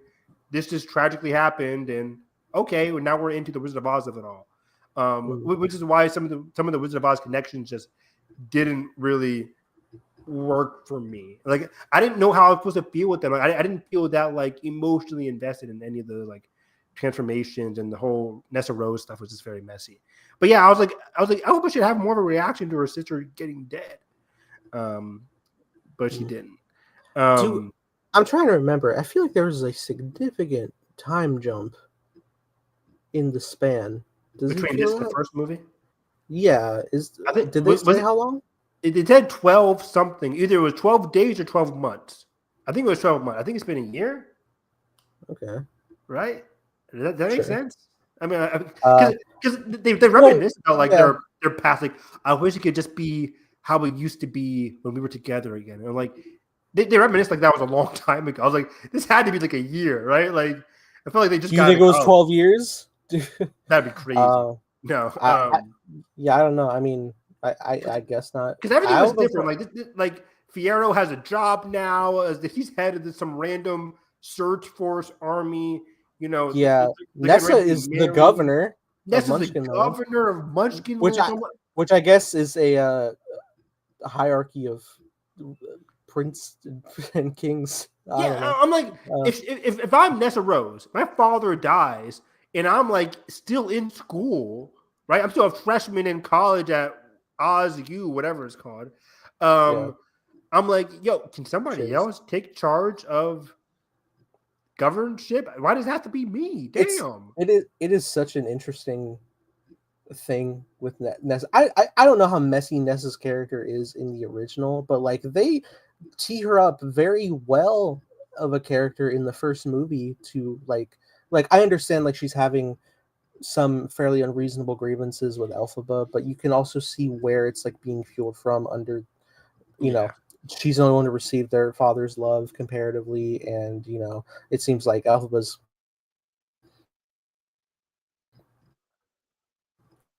as if she's trying to cause these commotions. You could have teed a thing very well where they could have like had that stray because that's what the world of Oz is having the greater world believe that Elphaba is wicked, when in actuality she is genuinely just trying to help. And even they kind of do reconcile a little bit in that scene before things go to shit. And Do they? I it don't seemed know if like they're reconciling. it seemed like Nessa was at least like starting to listen, and then Alphabet did like that nice thing of like levitating her, and it seemed like, oh, things are so wonderful. And then she was going to help with Bach, but also she was kind of like, now reasonably, it is fucked up that Bach is like, yeah, I'm gonna hang out with Nessa for a bit, but actually I love Glinda. That was so random. Like, granted, from our Not perspective, really. we saw him really like Galinda in the first one, but like Yeah. there comes a time like when you should have told her this before. Like, you're Oh yeah. way too late into the relationship to be like, boss, I want to leave. Like, she's your boss now, and your girlfriend slash whatever has happened Why? here. Like, Why? I what is wonder. happening? Like, I do wonder that too. I'm like, are they actually a thing, or is that just something Nessa was hopeful for, and she carried that post dance? Because Bach is like ready to like make this trip, and then she blocks the traveling of all munchkins to Emerald City. Wild. There are gigantic themes of fascism in this story from the adaptation, and like in some stuff I was watching today, like big things of mom mentality and like religious mentality and things like that, and how like the public is swayed based off of who's the higher up spouting the information and whatnot. And it's certainly a captivating thing, and I'm sure it can obviously always go deeper comparatively to this adaptation, but it is interesting just to like have all that in the back of your head watching these things. Yeah, for sure. Like, that was sorry. That was all very evident. The whole fascism stuff, like him getting blocked. I was like, wow, that's so that's so like, wow. Like day of. Yeah, right. That was crazy. But yeah, I've seen people complain about like how like, oh, it made the and like, oh, fascism is solved, but like, this is a fairy tale kind of esque kind of Yeah. movie. Like I don't buy into like, oh, they're gonna make it a more like a natural deconstruction of like how actual fascism would be solved. It's fucking This Wizard isn't of Oz. It's fairy tale. Yeah, it's not like when I go into Star Wars and I'm like, yeah, this fantasy elements of the Jedi are really cool, but also like the core of it is the rebellion in the Empire and like these different. It's the Yeah. Star Wars versus I'm going to Wicked and like I'm here for Elphaba and Glinda Yeah. and them. This is my primary focus. Like, okay, yes, the fascism stuff is happening, but it's the focus is its effect on the character of Elphaba, not like Exactly. the greater societal deconstruction. Yeah, I'm not looking for that. So I didn't really mind how the end of the movie was just like bad guy leaves, other bad woman in Michelle Yeoh gets taken away, and all is solved. I didn't really mind that at all. I also Either heard die going a hero or you live yeah, long enough to see yourself become a villain. exactly. I also went into this hearing about Michelle Yeoh's bad singing, but I didn't feel like she was singing that much in the movie to get No. annoyed at. From I always look at these perspectives of like there are people who are like insanely gifted and like well trained with singing and they can do incredible stuff. Like you see Ariana Grande has crazy whistle tones and like operatic levels of singing. It's like wow. Michelle Yeoh, I don't think by any means like there is a thing. Anybody can be trained to sing. Maybe you don't have like the greater vocal range, but like you you are trained to your strength. I don't think Michelle Yeoh is necessarily a gigantic singer, but they clearly have her doing what's in her wheelhouse of capability, and I think that's plenty fine. I don't need everybody to be the shining superstar sensation on the soundtrack. It's like same with like Jeff Goldblum. He has a very I was like just about to say subtle, that. Yeah. a very subtle singing cadence, but his personality and the way he delivers things is what like really hooks me. Like when he's singing a Sentimental Man in the first movie, I'm so delighted because it's Jeff Goldblum being his whimsiest self. You know. Yeah, I think in both instances, this is a great piece of casting as Jeff Goldblum as Oz. I might have liked him more here in his more like pathetic version than the first movie. There was a great his comedic acts in this movie were honestly pretty great. When he's in the cage after Fierro just ditches Glinda, which was pretty harsh, but like he's like, you might want some of this. It might ease the pain for you, like some of the alcohol. That's really good. I was dying, Dude.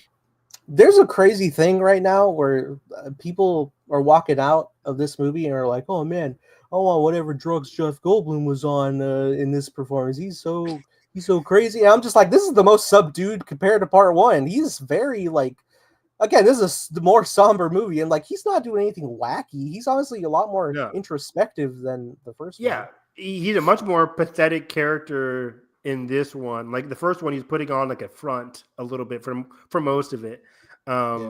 But this one, he felt more pathetic and more like sleazy, and it was fun to watch. I think he was very good. Again, similar to Michelle Yeoh, his singing isn't the best, but like it's funny. Jeff Goldblum, it didn't take me out. It actually kind of like made me chuckle. He was one of the few moments that brought a little bit of levity to like the dark and dire shit that was happening in this. I think he was perfectly cast as like a very pathetic, bad person. Some other things. So I was aware I'm watching a PG movie, and then Fierro and Elphaba start to hook up, and I'm like, wow, all right, awesome. Yeah, my mom mentioned the same thing. She was like, because we walked out and like there was a couple young girls who also walked out. She was like, I don't know if I would have showed my young daughters that kind of movie or whatever. This is all, like, and this is also funny because it's just like it's like a shoulder, and it's like what century are we in that we're like, oh, scandalous and ankle. Was this PG-13 or just PG? Just PG, like the first one. Really? Okay. Yeah. That's why I was taken back. I was like, wow, but like that's they only push the envelope so much. Yeah, I mean, yeah, his shirt's off. She's wearing like black pajamas. They obviously had sex, but like they didn't show it. The hair is disheveled. Yeah, the hair is disheveled. He's shirtless now. Time had obviously passed. So that was pretty funny. Good for them, I guess. But also, like, it was still pretty effed up when he's like saying all that to Glinda about like, sorry, I got to go with her. Like, not spontaneously because you can tell, like, even in the first one, Glinda obviously kind of knows that he kind of has a crush on Elphaba, but she also like wants him for herself. So that was kind of challenged in this movie. But yeah, I did like at the end he did apologize to her when he was like putting her at gunpoint in Munchkin Land or whatever it was. He was like, "I'm sorry," and then that was like the last she ever saw of him. I did really like the because they have this large theme of the animals being put either into labor force or being driven out of the world of Oz, the land of Oz entirely. So I thought it was a very strong opening on the brutality of laying the bricks of the yellow brick road through the animal labor. I thought that was very well showcased. Yeah, it was pretty nice. It was pretty good. You had a good time, did you? You like that? You sick fuck. I love animal brutality. Do not clip that. Dr. Dillerman, fucking get to work. It was funny when they're like, her attacks are escalating. And all we saw her do in this movie just like cut chains. Like her attacks are escalating. She's getting more dangerous. I'm like, yeah. Not really. It didn't really move the needle. Like the yellow brick road got finished. Like she didn't really do much to stop anything there. But okay, yeah. I guess her attacks are not even real gold brick, just painted yellow. Yeah, right. You cheap ass. I was very captivated that we had like a whole segment when Elphaba returns to Glinda and the wizard, and it seems like they've reached an agreement that like we're gonna retroactively fix problems in Oz, get the animals reset, everything will be great. And then we're just like, I'll be right back. And then Elphaba discovers the hidden room of the that animals. Was so funny, dude. I was gonna say that's dark as hell. Obviously the cages was dark, but like she's getting ready to leave, and then homeboy, the monkey, was just like, "Hey, look at that little thing over there. That's not good." She goes over there, and it's just like, and just like all this evil, like not like in such plain sight, like it was just like covered by a random circular wall that wasn't really. He wasn't expecting visitors today. It was very funny. Well, obviously, when you have Elphaba, you just made a deal. If I'm Oz, I would look behind me like, okay, wait, Elphaba, behind me are some animals in cages. I'm going to release them after our deal now. But he comes in there after the fact, like, okay, we just made a deal. Let me explain. It was so not even because like he's like that, and then he's immediately like, some animals can't be trusted. Like he's instantly falling back into the argument that I'm clearly against. I'm like, what are you doing? His easy explanation could have been just like, okay, we just made the deal 20 minutes ago. I can unleash these animals now. Maybe does that help? But like, it's too late. It's too late. And he backpedals into it. It's especially funny that not only like does Elphaba like release those animals out, but then afterwards the wizard's just like, we don't have the spies anymore with the monkeys. Damn it! Right? Yeah. It's been my bad. Give me this Kansas farmer girl. Let's see what we can get from her. Yeah, he really liked those monkey spies. He was like, God damn it. Okay, fine. Yeah. Dorothy would do. Just where he gets to speak, he ends up screaming no at Draco. I was waiting for that to happen. I was like, is he considered no? Good. Glinda. It didn't happen. Wicked. He said the title of the movie. Oz. Oh yes. Any one of these.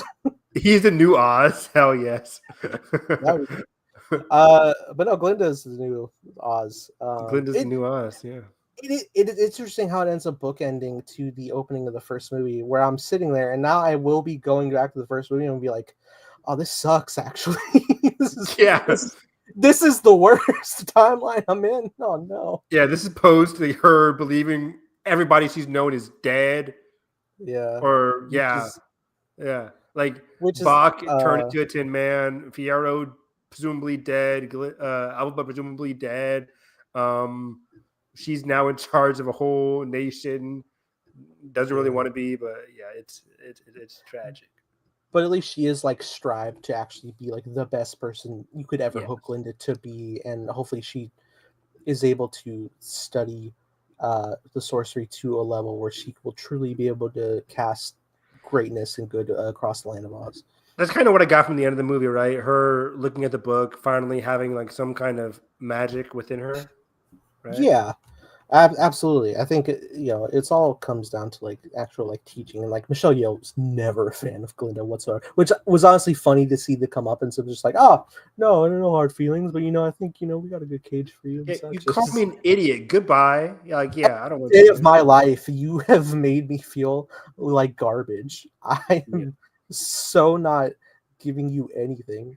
That was pretty hilarious in and of itself. So, but yeah, I would say I think it is clear I do prefer, like everybody in the history of ever talking about Wicked, I prefer Act 1 to Act 2. Though I do like the tragedy element of Part 2, and I know we did a pretty cohesive. Like I watched Wicked the day before seeing For Good, but I would be very intrigued to sit down and back to back watch 1 and 2 as like the one full arc in a sitting.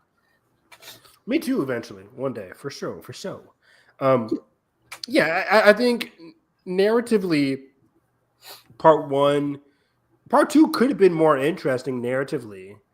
Just seeing where these characters go and the backpedal, not backpedal, maybe backpedal that Alpha goes into. Where again, I was kind of shocked, but not surprised when she has to like resort to being evil. I was like, okay, that's an interesting switch. Yeah. But given everything that transpired, I liked it because she had been changed by Glinda, and Glinda had been changed by Alphaba. Their connection continues to be the best part of both movies.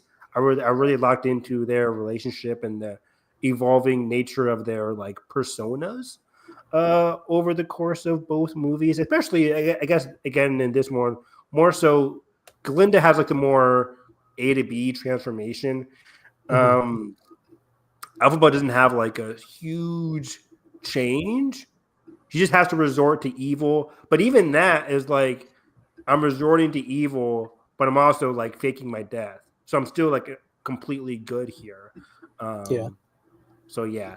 But There's yeah. also Go on. sorry. There's a hilarious thing right now where people are saying like Dorothy is like locked in the basement hearing them sing this absolute banger finale. Yeah. If I'm Dorothy, I'm like, damn, these two really know each other. Like these two really having it out. Like, okay, damn. Like, I get you. And then Dorothy hears all that, then she's like, yeah. I'm like, okay. But it was weird how like I want to know, where did this whole notion that she melts because of water come from? Some random dude says it in like during one of the opening songs, and then she starts pumping water herself at the end of this movie. I was like, was this just a thing that people are weak to water, pure water? Yeah, I don't know. I don't know if it's like, because she was like pumping that water. She's like, okay, Glinda, I'm gonna see you later. But this water, I gotta pump it out and get ready to go. I'm just like, if I'm Glinda, I'm like, what's this water thing gonna do? I don't get it. But okay. maybe it was like a soda or something. Maybe it was juice. Maybe it wasn't just straight water. Maybe it's the type of water you have. Maybe it was alkaline. I don't know. Maybe.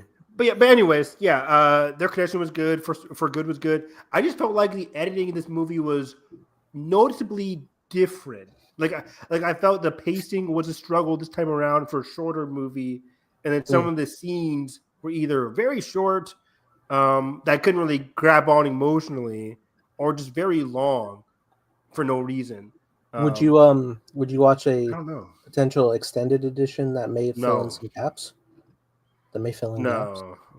I mean, yeah, I mean, maybe like some of the stuff in the first act, especially, felt like we have to hurry up and get to like the Dorothy arrival. So maybe, because again, the whole Nessa Rose scenario just felt very choppy to me. Honestly, I was noticing while watching. I was like, I know Dorothy's coming, but like, we're taking like she's still not here. Like, there's still no house falling. Like while the movie's going, I'm like, are we running out of time? Are we never actually gonna? Yeah, your Zero cut just ghosts. never showed Dorothy. You had a different cut than everybody else. Fuck. But yeah, yeah. I don't know. For me, it was just decent. In the first one, I was connecting during the dance sequence, during Yes. the when Alphaba and Glinda finally started to like each other after that dance sequence.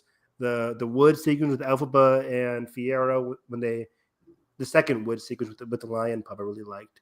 Mm. And then Defying Gravity was really strong, and even the opening of Wicked, I like No One Mourns so Wicked.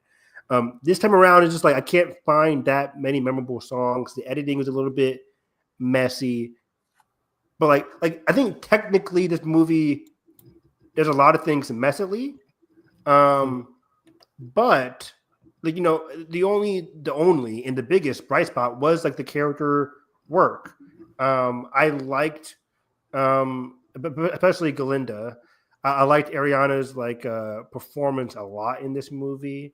Her and Yeah. Cynthia did a really good job. Their connection it still just really works. I'm just a sucker for these two characters, so that really works. I think I like Jonathan Bailey more the first time than this one. Mm. He just doesn't get much to do this time around besides just being an emotional hook for Mm-hmm. Alphaba. I felt he was more dynamic in the first one. But Well, I again, think that's just the narrative. Yeah. yeah, it's a matter of like everyone is not under the gun of conflict really in the first movie. We get their open personality and who they are, and now we're stuck in situations where nobody wants to be in, and it's how they are under the pressure of it all. Yeah, the pressure and challenging these personas that we've come to like. Yeah. So yeah, but overall decent. I'll be curious to see what I feel on rewatch. Because Mm-hmm. again, I see some people like Edgar and Doss saying this was not even a film, like it was a pile of cutscenes. I didn't feel that, but I did feel the choppy editing. I did feel that at times, but I won't say it was a pile of cutscenes. I was still liking these characters, and Mm-hmm. that's what I can always fall back on. Like, there's a couple of things I didn't like, but like, it's hard not to like who these characters are, and the connection that they share. And it's very heartwarming and heartbreaking at the same Yeah. time. So Yeah. yeah. I think I'm on the side where I've had quite a good time with it, and I think it's only going to get stronger with subsequent viewings. Right now on my year ranking, it is at number 6 for me. Um, Wow. You've only seen 7 movies then? No, I'm kidding. I'm kidding. I think I I'm just kidding. passed 20, right? I'm so behind. What happened this year, I Nathan? What happened to you? I don't know. I'm at 22 movies this year thus far, but yeah, it's at Is number this 6 right now. above Sinners? If we are, we're going to fight. It's right below Sinners. Sinners number 5. Okay. There's 4 movies born. Let me see. What's your number You one know it. movie of the year? You love it. You could guess. I probably should. I don't know what you've watched this year. That's the problem. I mean, think of just like the biggest films, I guess. Superman. Number 2, Fantastic Four, number 1. number 3. Chainsaw Man, number 1. No. I need to watch that anime for sure. It's a good movie. What the fuck is number 1? Chainsaw Weapons? Did you watch Weapons yet? Not yet. I'm sure that's gonna hit through the top 10 for sure, though. You haven't seen One Battle yet, right? No, not yet. I'm trying to think what else came out this year. Elio, did you watch that? I want to. God, I'm one of these is you haven't even said my number 4 either, but like I'm blinking. It's 10 o'clock. I'm tired. Yeah, you're fine. Well, number 4, I got Mission Impossible. Oh, duh, Evan. Shit. Fuck. Yeah. Shit, fuck. Shit. Fuck. No, number 1, I got K-pop Demon Hunters. Oh, wow. You're golden. You're golden. Nice. I'm golden. Yeah. Is my lyrics fake fan? You caught me. Just kidding. But yeah, Wicked for Good is currently at my number 6. This in contrast to last year, where Wicked was my favorite film of the year.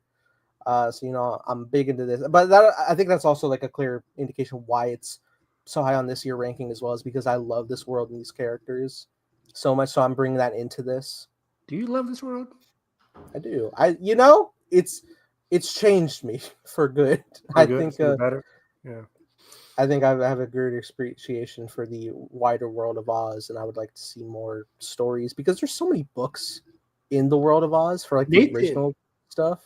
I'm telling you, so we have Last Samurai, not this week, next week, right? Are we doing Last Samurai next week? Next week, yeah. Next week.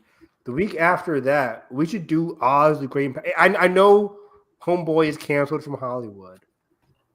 Listen, I will watch Sam Raimi's Wizard of Oz for sure. I'm totally intrigued to see. I especially want to see, that characterization of not just the wizard, but like Elphaba as well, and any other subsequent pop-up of original characters, because that's these are all different studio adaptations. The original Wizard of Oz was MGM, right? Which I think folded into some rights with WB. This Wicked is Universal, and Oz Great and Powerful is Disney. Yes, sure. Wait, it's Disney? Are you sure? It is. It is, yeah. Okay. Sam Raimi's Disney movie, his first one. You're never wrong. But not his last. Okay. So yeah, I think I would give this. We had just finished up talking about it, Sonia. Yeah, we just finished talking about doing part 2 of Wicked for Good. We just finished our spoiler review of Wicked for Good. I think a solid 2.5, 3 stars. 2.5, 3 stars. One of those for me. Get the flu. Oh no, the flu's been going around. It has, man. I had subsequently a stomach bug last week. That was horrible. I'm so sorry about that. I hope you're feeling better soon, and I hope you can go catch this soon. Premium formats if you can. I know Zootopia 2 is coming out, but it looks like they're going to be sharing premium screens. Nathan, so that's nice. Zootopia 2 might be doing $500 million over the 5-day weekend. Holy Never shit. Underestimate the power of the Fury community. That's crazy to me. I woke up this morning and somebody had tweeted me because I was like, "Oh, is Zootopia going to do like 350 opening weekend?" And somebody tweeted me this morning like it's going to do 500 million. I'm like, opening weekend? No, it's not. And then everybody else came out this morning saying that like, "Oh yeah, it might be 200 million just in China alone." In the 5-day weekend from Wednesday to Sunday, which is crazy. Also, outside of Zootopia 2, Wake Up Dead Man is coming out in more theaters in Cincinnati at least. So check your local theaters for Knives Out, Wake Up Dead Man. It is coming to most theaters. Check your theaters. Check your Fandango. Check your AMC apps. Yeah. For some Knives Out. I finally covered from today. Oh, that's good, Sonia. Hopefully, or thank God that you're doing better. Just in time for Zootopia, Wicked, Knives Out, Stranger Things on Wednesday, The Mighty Nine on Wednesday, Pluribus tomorrow. It's getting crazy out there. We're glad that you're feeling for good now. I'll do it again. No, I'm good. Let's move on. Okay. Yeah, man. Do you have any Marvel news to share? Are we done? No, never. Rip this shit from me. Nathan always putting me at gunpoint, motherfucker. When I say I'm seeing red, it's this. Wow. There was some words from. Can I not speak? There were some words. Okay. What words do you got, motherfucker? Well, I don't think we brought this up last week, but Sadie Sink will be returning in Secret Wars. I thought we did. Maybe not. That's crazy. She was playing somebody important. This shit always breaks the following day of the stream. We're going to have news tomorrow. Yeah, we definitely are. Sadie did say today that, like, guys, hair color can change. Yeah. I was going to bring that too. Cool. Which is like this. It's like, do I have to guess Gwen again? I don't know. Tell me. Why is it important? if it is Gwen, if she's not playing Spider-Gwen, I don't mind. Okay. Right? Like Gwen just naturally being in the story is cool. But also, is it too early? I doubt she's playing Gwen, but going through this alternate timeline that she is playing Gwen, is it too early to have Gwen when we haven't had enough MJ and Peter yet?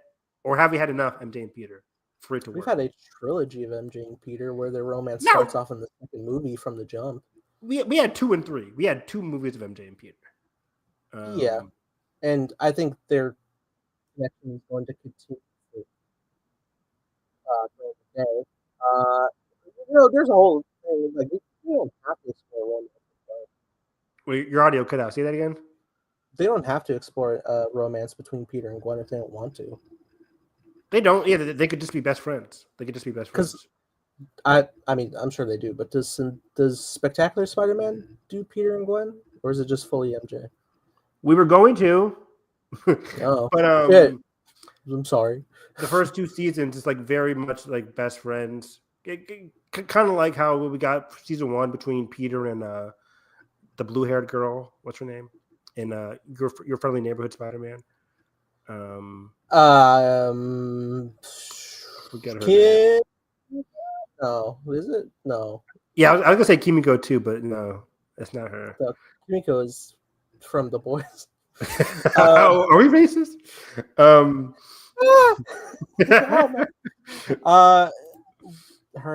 name. It's not Macklemore. It's somebody else.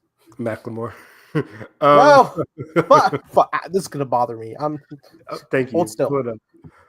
Hold still. But yeah, he's a runaway.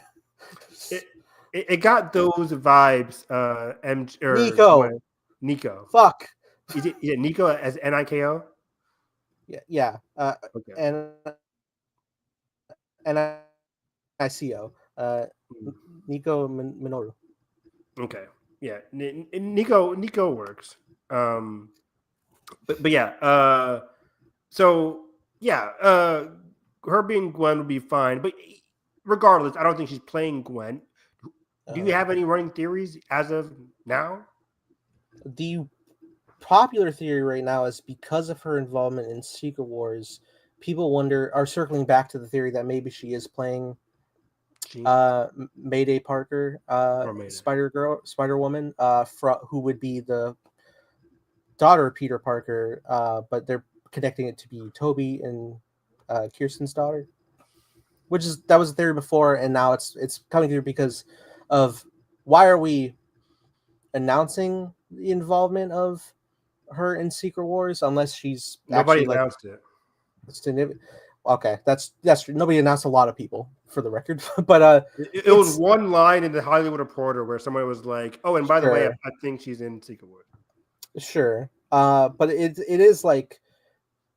Is anybody like really like announcing like Jacob Batalon returns for Infinity War and Endgame? It's like the 5 seconds. I don't think that's necessarily Jacob Batalon's not in Stranger Things, so nobody's doing a press on him.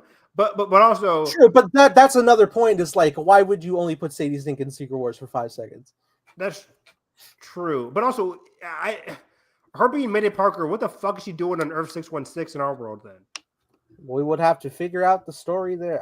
Maybe in like the same functionality of where she is doing her own thing, like how Gwen is in Into the Spider-Verse is like she's from another universe, but like her happenstance led her here, and that folds into the greater narrative. It's too goofy. I don't want it. Just be a normal. It's comics, bitch. We're all goofy, but not in Brand New Day. You're supposed to be street level. Just be a natural side character. The Hulk's in this. Just because like wasn't was Zendaya in them in Infinity War or Endgame? They weren't either of them. They weren't. Neither. It's just Ned was in them for a cameo. Not even May's in Endgame at the funeral, but she's not in Infinity War. I just feel like her being in Secret Wars doesn't automatically mean she's like a spider character or a superpowered individual. No, but at the same time, it's so ridiculous to have any level of secrecy for her if she's not somebody.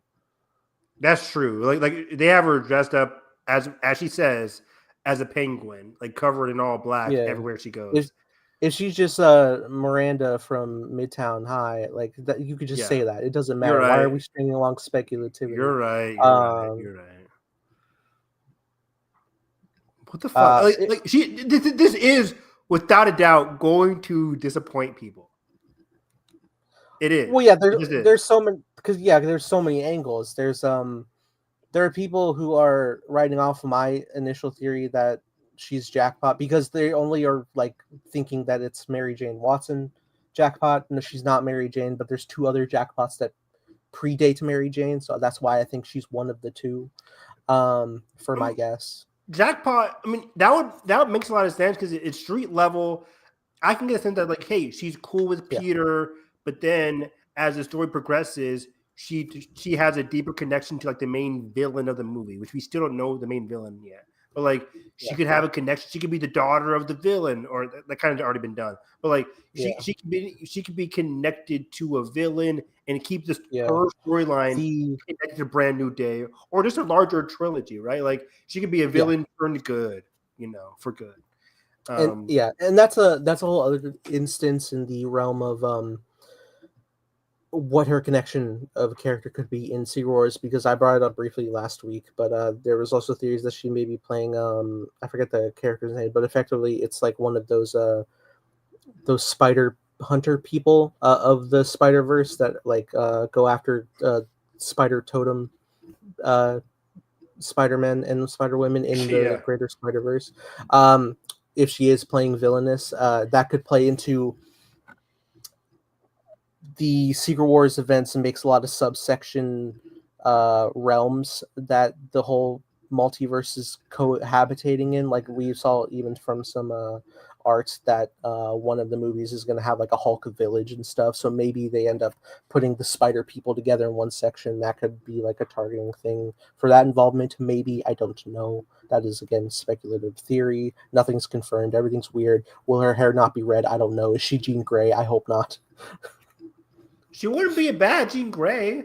No, not at all. It's just like, why are we introducing her pre-reset in a Spider-Man movie? Yeah. Like, posed in the last 5 minutes of Secret Wars, if we cut to Professor X's mansion and we saw Sadie Sink, that would have been fine. But now it's just like, who is she?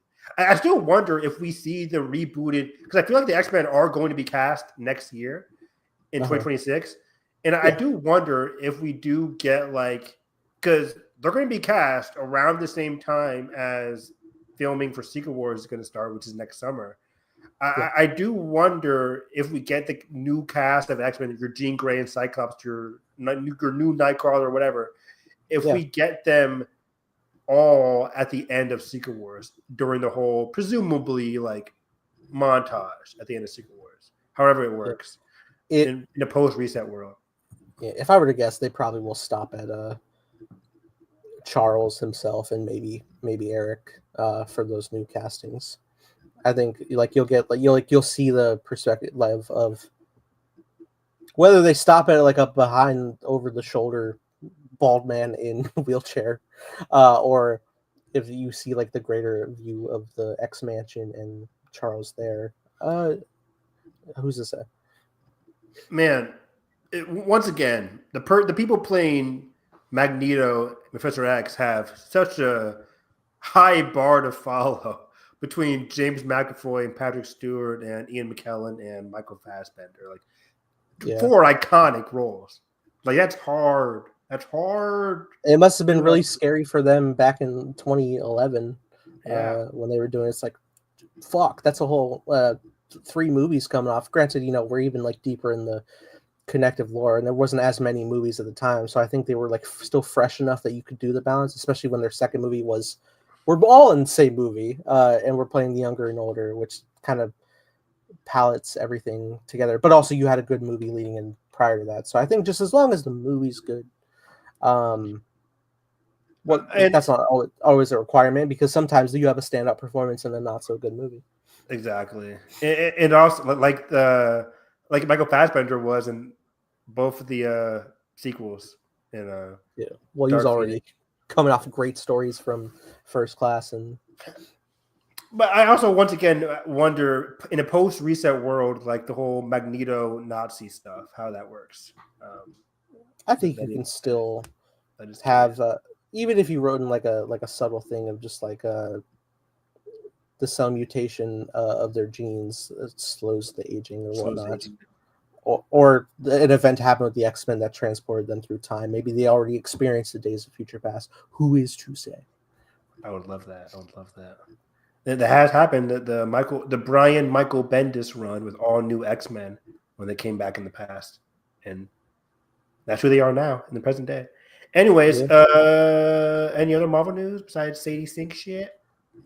It might have been a couple. I know things have been tricky with so much AI floating around. It's bad. I was quadruple checking a lot lately because I'm just like, how do you get like it's gotten scary good where like they'll render an image where like they're in the dressing room and then like the reflection of behind the head of the actor is reflected in the mirror. I'm seeing shit like that and I'm like, you can't replicate that, right? Like I'm seeing like somebody, you'll see like James Marsden in the comic accurate Cyclops suit, and then I'll see him in the same exact suit, same stitching pattern at a different angle, and I'm like, well, then it can't be fake, but apparently it is. It's gotten far too convincing. They're even rendering video now silently to keep the convincing alive, because who the fuck's doing that? But even then, vocal AI is also advancing. It's a scary time. To that point, though, in actual goodness, Tiana Paris posted recently, like her getting her haircut for her role of Monica in Doomsday. So that's actual crumbs. That is true, and that's nice.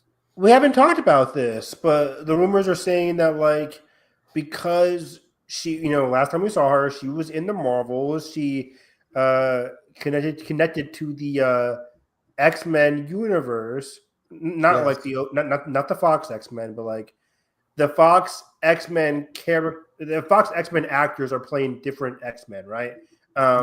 In the same way that Hugh Jackman's Wolverine is in Deadpool and Wolverine. Exactly. Or even like Professor X in Doctor Strange too. So like, anyways, when we cut to Doomsday, she apparently had been with them, the X-Men, for a long time. That like her and Captain Marvel might have some beef or might have some like interactions. That's what we heard. Oh, I don't recall hearing that personally. I think well, we know her mom is alive in that world, but she's not Captain Marvel there. She's a different hero. Yeah. Because I was saying, because like people are saying like the X-Men are not going to be like, hey, it's the Avengers from 616. We're all friends now. Like there's going to be some initial beef between our 616 heroes and the X-Men from Earth 8 or wherever they're from. So I'm curious to see how that goes. Because Captain Marvel is a link there. Like, hey, that's my friend. I lost her. Now she's back. But now she has Tiana Paris, what's her name? What's her name now? What's her nickname for her superhero name? Photon. Yeah, Photon. She has a connection to these X-Men. Their Earth might be dying too. Our Earth might be dying soon too. So like, there's going to be some initial conflict. I'm curious to see how that plays out. There's going to be doom. There's going to be doom. It's going to be carnage. Yeah. Robert's wearing a wig. Please, I need Robert in a clown wig. But yeah, that'll be interesting to. And we also got small crumbs of Brie Larson wearing the long wig for Carol, straightened hair. In when she was out going to vote, she was like hiding it under a hoodie. Because if you look at Brie Larson right now, she's very short hair. Usually, yeah. So it's like, hey, the crumbs for the unofficially announced. We're also imminent in like 2 to 3 weeks to a teaser for Doomsday. That's gonna feed people for generations. That's gonna be crazy. Yeah. It's a very exciting time right now, Evan. Like no matter what the preface of what is preferred for the rate of storytelling that we want this film to be, an Avengers movie is coming with all of these heroes, old, new, classic actor, new actors that are favorites, returning fanfare, like every corner of intrigue from every level of fan is in these next couple films. And again, the first Avengers film in 8 years by its release. Very exciting times, very like gonna break the view record online for sure. Oh, 1,000,000%. Like, I wonder what the highest trailer count for the year is. Is it Michael Jackson? Am I Michael Jackson? But what I was gonna say is I'm also super excited to see a Supergirl trailer. Yeah, That obviously every Avengers is gonna be super exciting to see, but like Supergirl might be my most anticipated like superhero movie of next year. I love Millie Alcock, and just the glimpse that we got from Superman. I'm like, and the way that James in the comic and everything's like a sci-fi crazy adventure. I can't wait. I really can't wait to see that trailer. I'm gonna be just as excited to be sitting down watching Fire and Ash as I am to see like so many great trailers in rapid succession. Very excited. The new Odyssey trailer too, dog. Like apparently it's gonna be like a prologue. Like we're gonna get a whole like IMAX exclusive thing there. That's wild. Hell yeah. My God. And I think the word on the street is that it's going to end with showcasing the Cyclops. And I heard that too. Like there's gonna be tears in my eyes watching this. Like I grew up like loving mythology, and I didn't really fall in love with the Odyssey until like in high school, where like in Latin class we had to translate parts of the Odyssey, and then as an activity we had to just like read the Odyssey, in the whole English version. And I just fell in love with that like mythology, and of course Percy Jackson.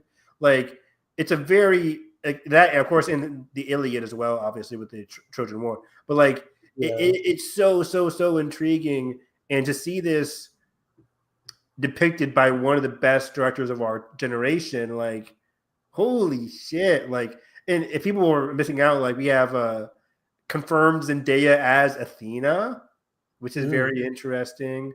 She's she's gonna be with Tom Holland in a couple of those scenes, which is gonna be funny because Tom Holland playing, of course, Odysseus' son, who comes across Athena, who's trying to help out Odysseus. So it's gonna be very, very intriguing, and just like how is Nolan's the GOAT, but like how do you depict multiple-headed snakes and water and cyclops and fights and the scale of it all? Like, I trust you, dog. I trust you, but I can't wait to see it. So yeah, the Odyssey, Supergirl, Avengers, Doomsday, potentially Spider-Man as well. Like, we're gonna have a lot of shit to discuss on this stream. So if you lasted 2 hours and 7 minutes, like, subscribe, follow our Twitter handles there. Do the thing. Also, next year we get Avatar: Legend of Aang, which is super exciting. I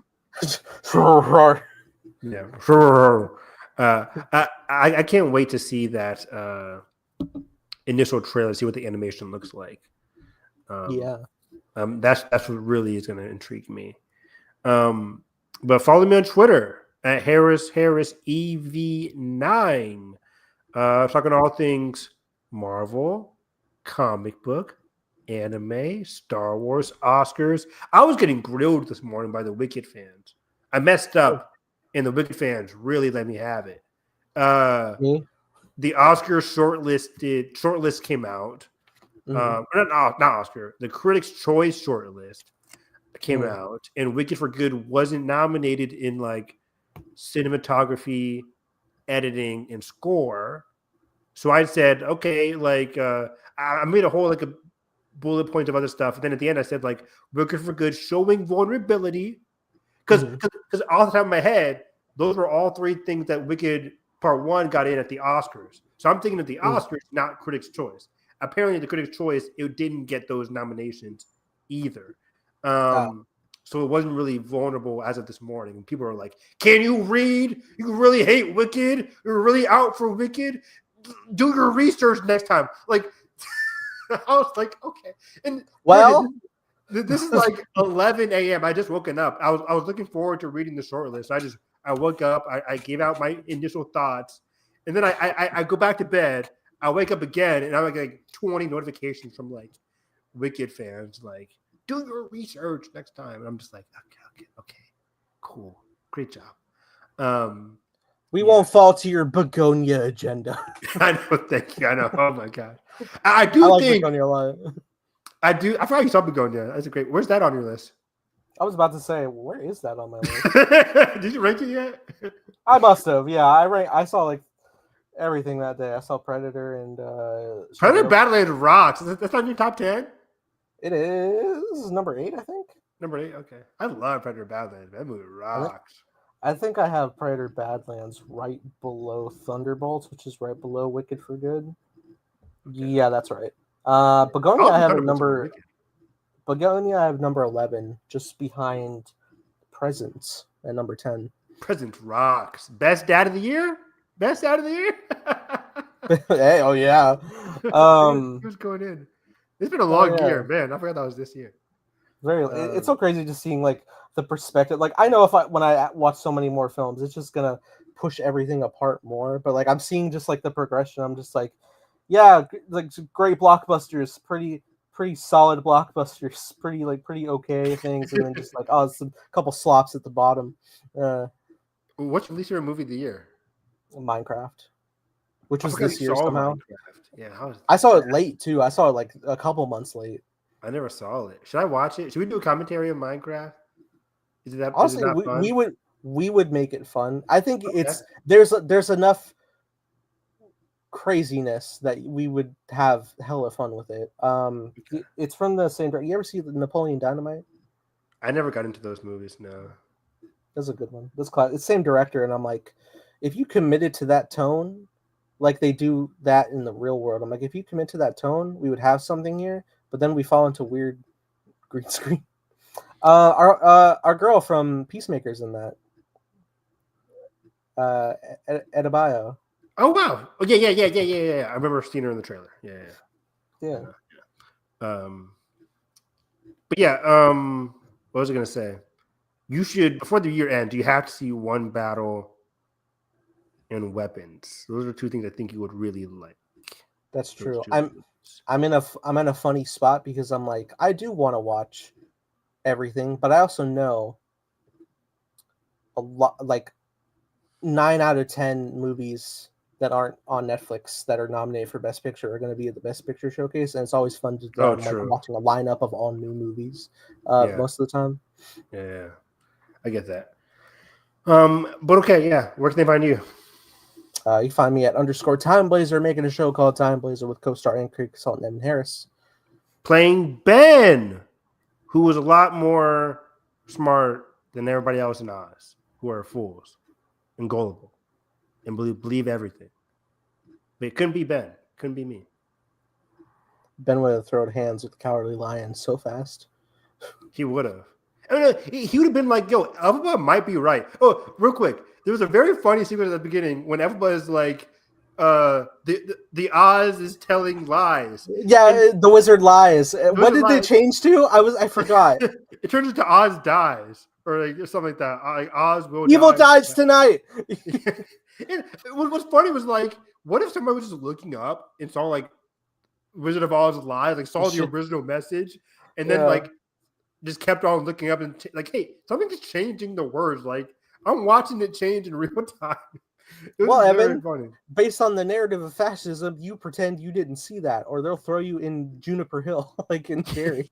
Yeah, right. Yeah. I don't want to go in there. You ever read 1984? Yeah. You ever listen to 1984 with Cynthia Erivo? It's great. How many voice actors are in there? 4 big ones. Andrew Garfield, Cynthia Erivo, Chukwudi Iwuji, and Tom Hardy as Big Brother himself. Nice. That's great. Was he doing a weird voice? I think it's just his normal British accent. Damn it. I like weird Tom Hardy. Who doesn't? But also, I like understanding the man and connecting with him. Does he have a weird accent in Warrior? In Warrior, no, yeah, it's normal Tom Hardy. No. By the way, do we not watch Saw 10 yet? No, we haven't. That's crazy. I'm looking at my list here. Like, God damn, Saw 10 rocks. It's so good. When is Saw 11? Is it happening? We already did Vision season 2. I can take that off. We're not gonna put Vision season 3. Evan, I recently got all the Hunger Games movies in like a really cool collection, and I want to watch them so bad, but I'm also like, we should probably wait for the movie, but we can watch it anytime. But like, we can watch it anytime. That trailer, we didn't talk about that, but that trailer for Son of the Reaping, why did that go so hard? Like, wow, it went so hard.